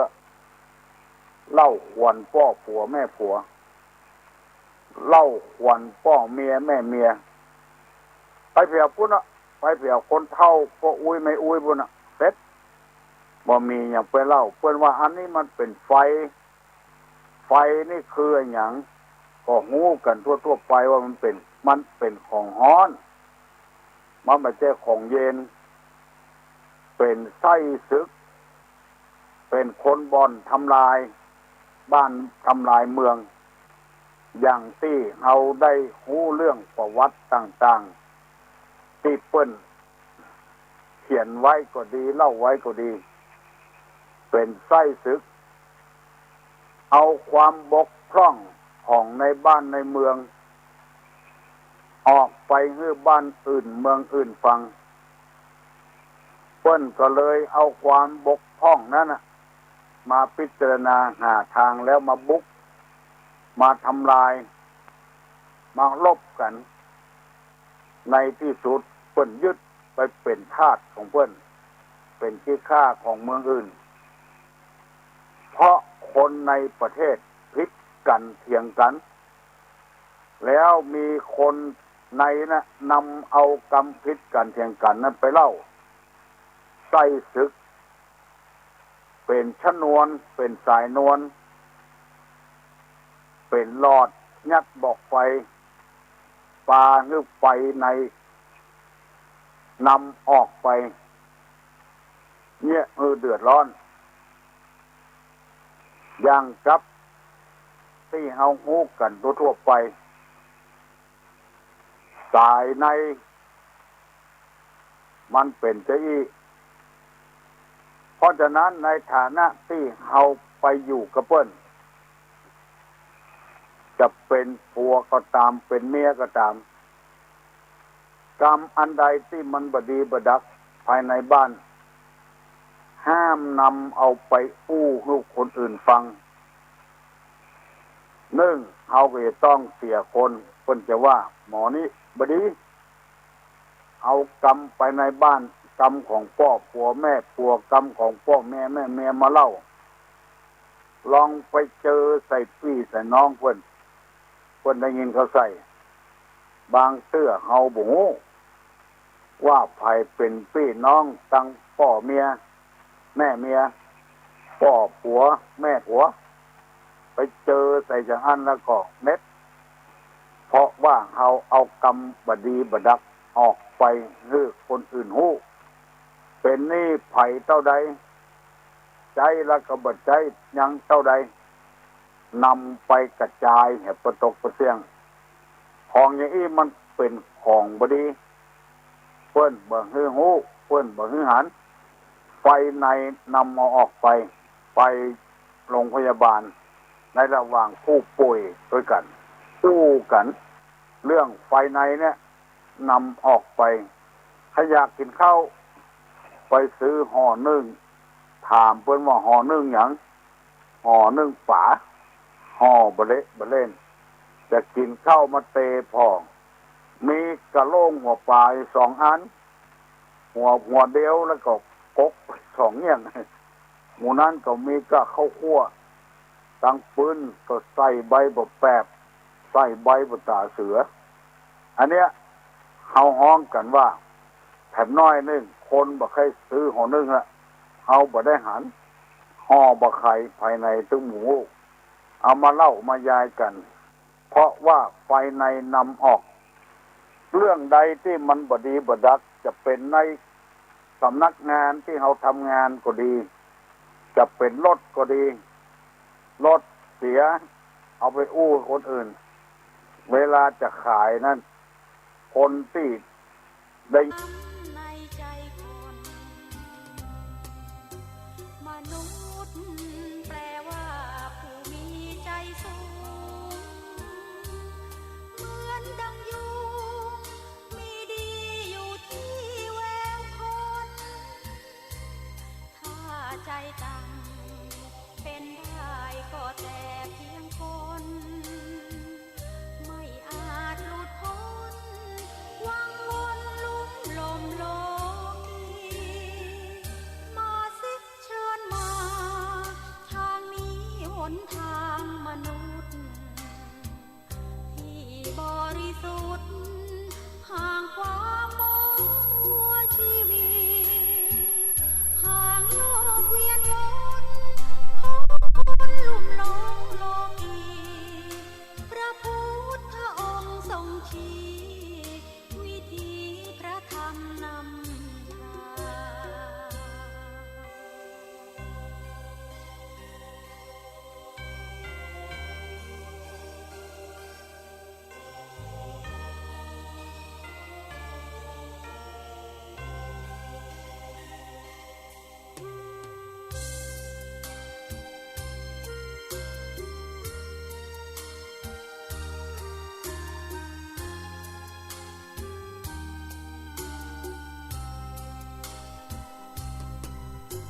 มนุษย์แปลว่าผู้มีใจสูงเหมือนดังยุงมีดีอยู่ที่แววถ้าใจต่ำเป็นได้ก็แต่เพียงคนไม่อาจหลุดพ้นวังวนลุ่มลมโลกีมาสิเชิญมาทางนี้หนทางมนุษย์ที่บริสุทธิ์ห่างความมองมัวชีวิตห่างโลกเวียนวนของคนลุ่มหลงโลกีพระพุทธองค์ทรงชี้วิธีพระธรรมนำทาง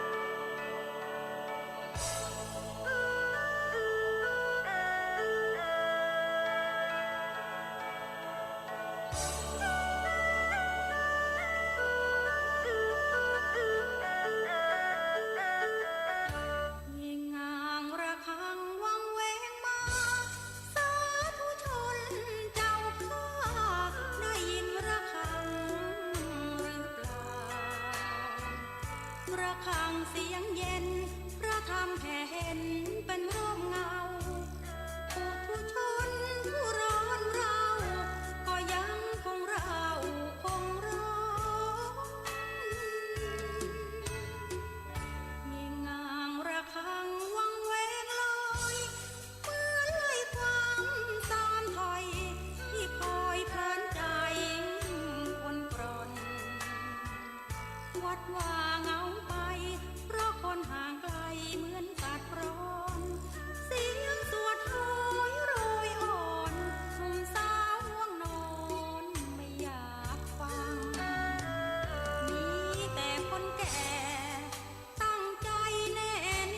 ดับซึ่งพระธรรมสงบระงับดับล้างโลกีพ่ายพังสืบการต่อไปคิดแล้วหัวใจก็หนาวเสียจังหนุ่มๆสาว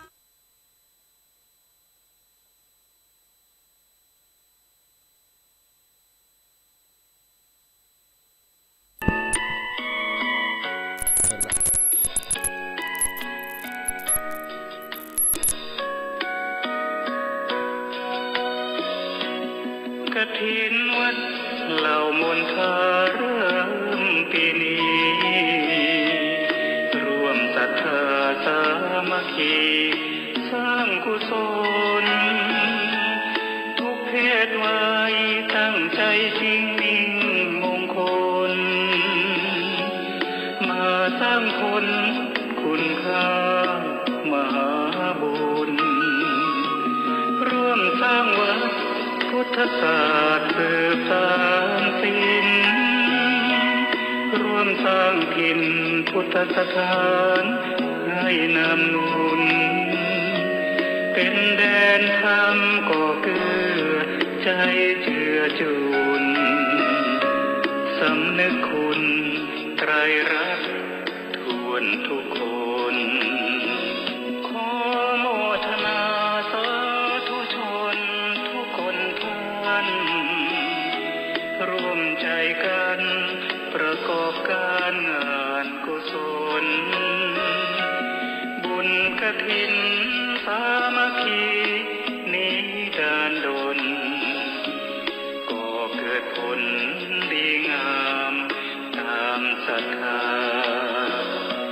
มีมากบ้างน้อยบ้างตามปัจจัยแต่ยิ่งใหญ่ด้วยทำบุญหนุนศาสนาร่วมสร้างวัดของพวกเราเหล่ามนทาไว้เป็นพุทธบูชาเถิดองค์ธรรมวันที่12 ตุลาวันนี้เป็นวันที่ควรระลึกนึกเช้าค่ำกุศลบุญถึงพร้อมจากโน้มนำให้สุขแคล้วคลาดปราดท้องภัยขออวยพรให้ทุกท่านณที่นี้จงมั่งมีความสุขสุดสดใสบุญหนุนนำทำคุ้มครองปองสิ่งใดให้สมใจทุกสิ่งจริงแท้เถิดวันที่12 ตุลาวันนี้เป็นวันที่ควรระลึกนึกเช้าค่ำกุศลบุญถึงพร้อมจากโน้มนำให้สุขแคล้วคลาดปราดท้องภัยขออวยพรให้ทุกท่านณที่นี้จงมั่งมีความสุขสุดสดใสบุญหนุนนำทำคุ้มครองปองสิ่งใดให้สมใจทุกสิ่งจริงแท้เถิด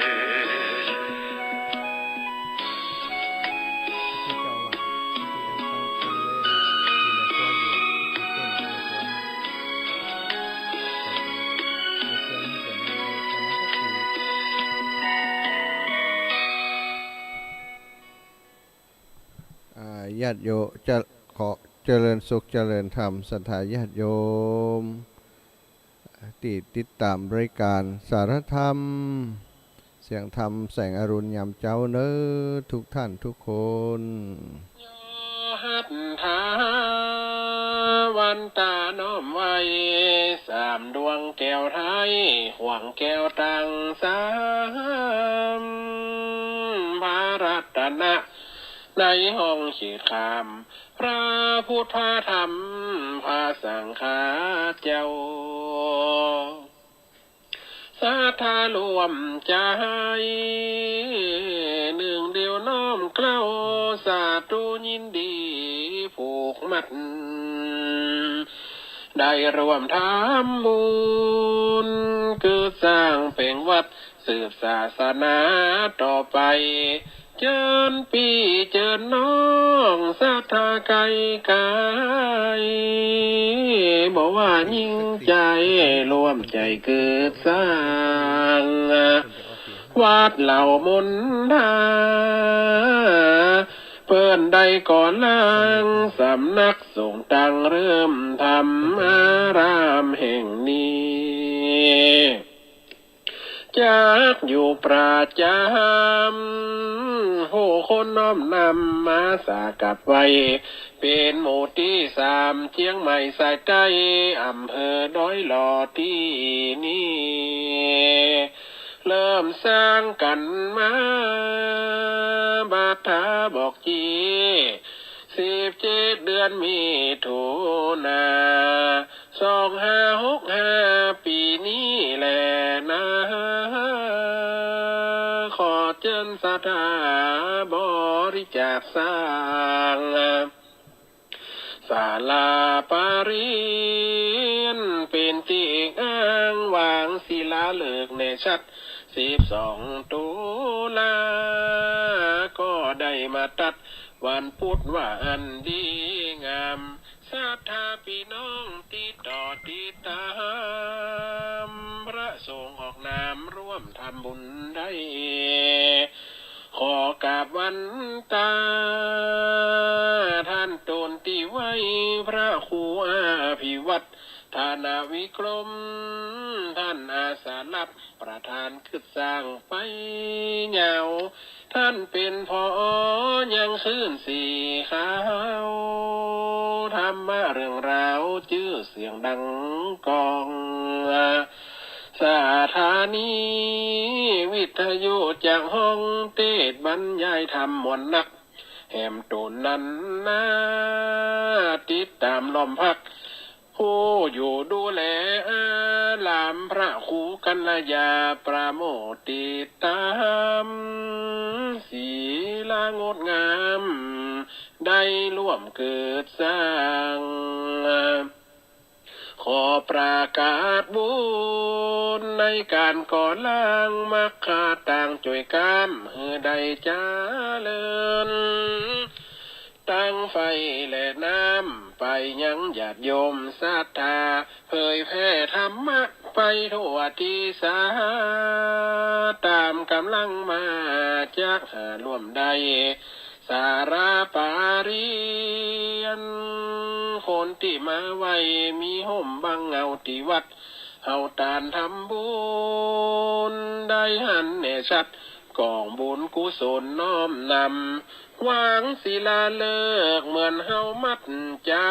ำว่าจะต้องทำเสร็จหลวงโปนขอบุญกินทานที่ได้บอกเอิญสาธุชนพี่น้องได้สุขใจโหยไฟเตะต้องอย่ามาต้องมาปานขอชั่วร้ายหายกับหัน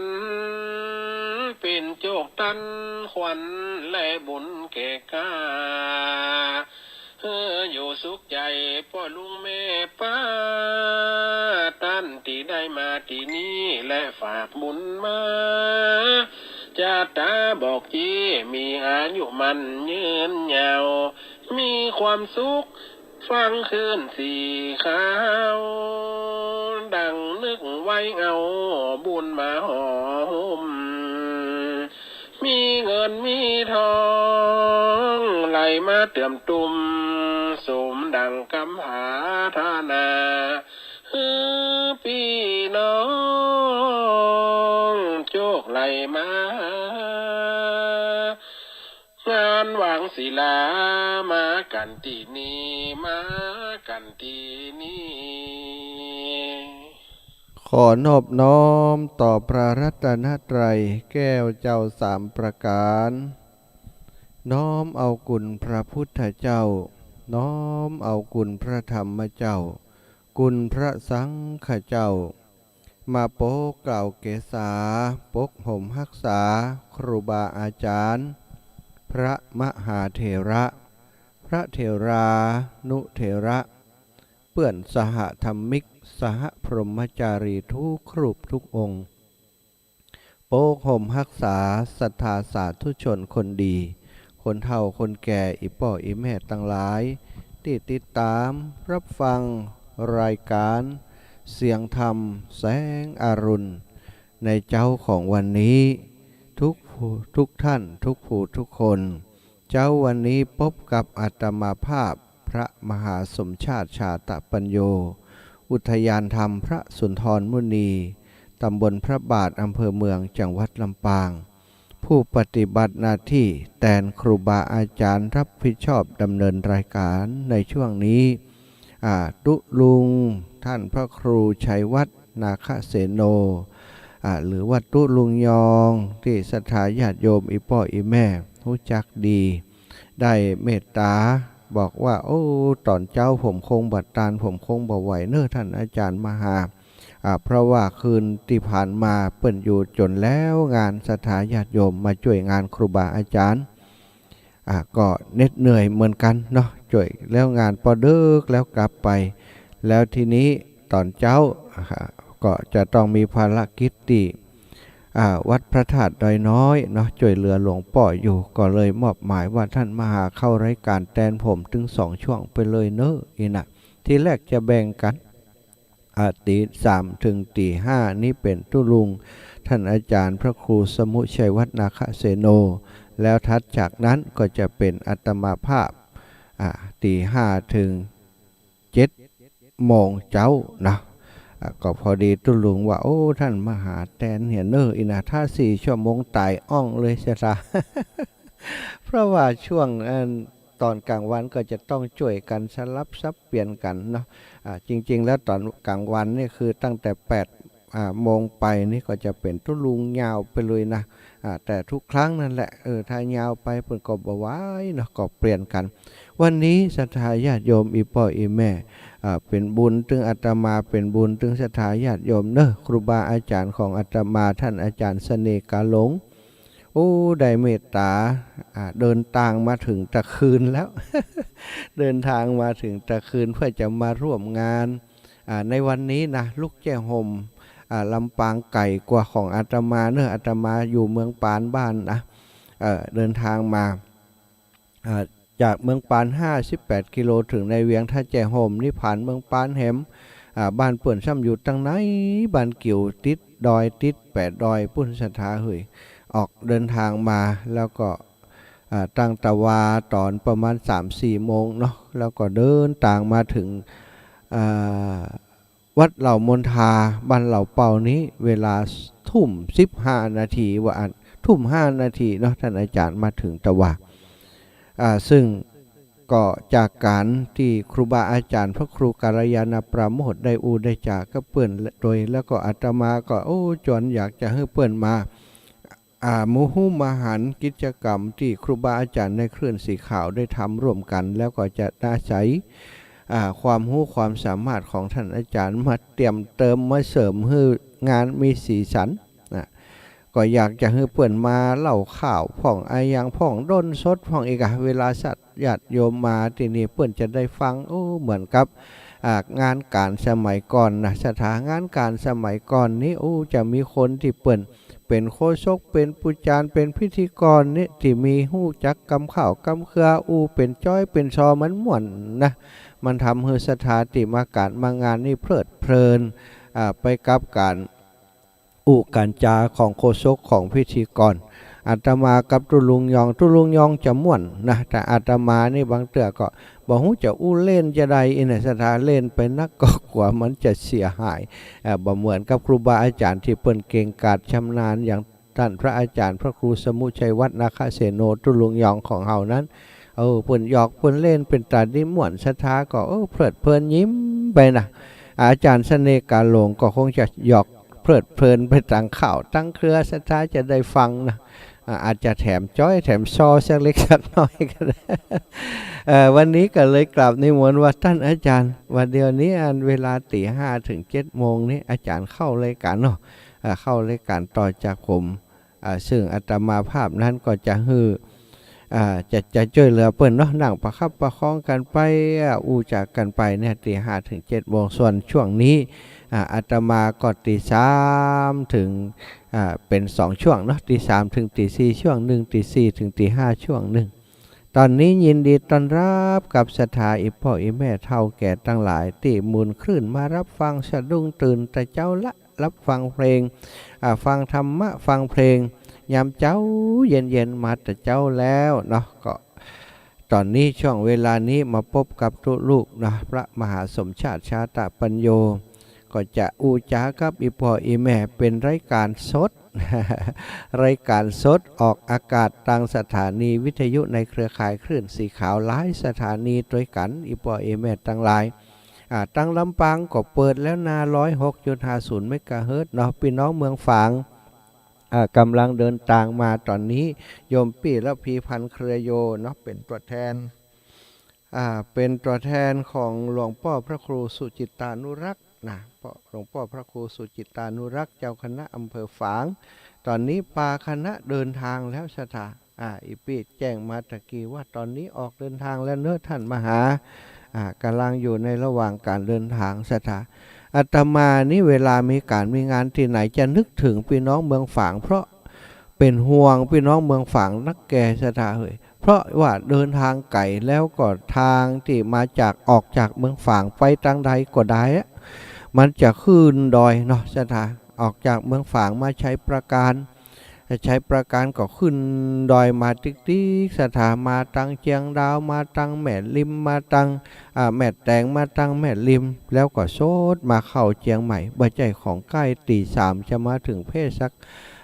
7-8 นาฬิกาพุทธสถาตอนนี้กำลังเดินทางอยู่แล้วมีกลิ่นมีตาลที่ไหน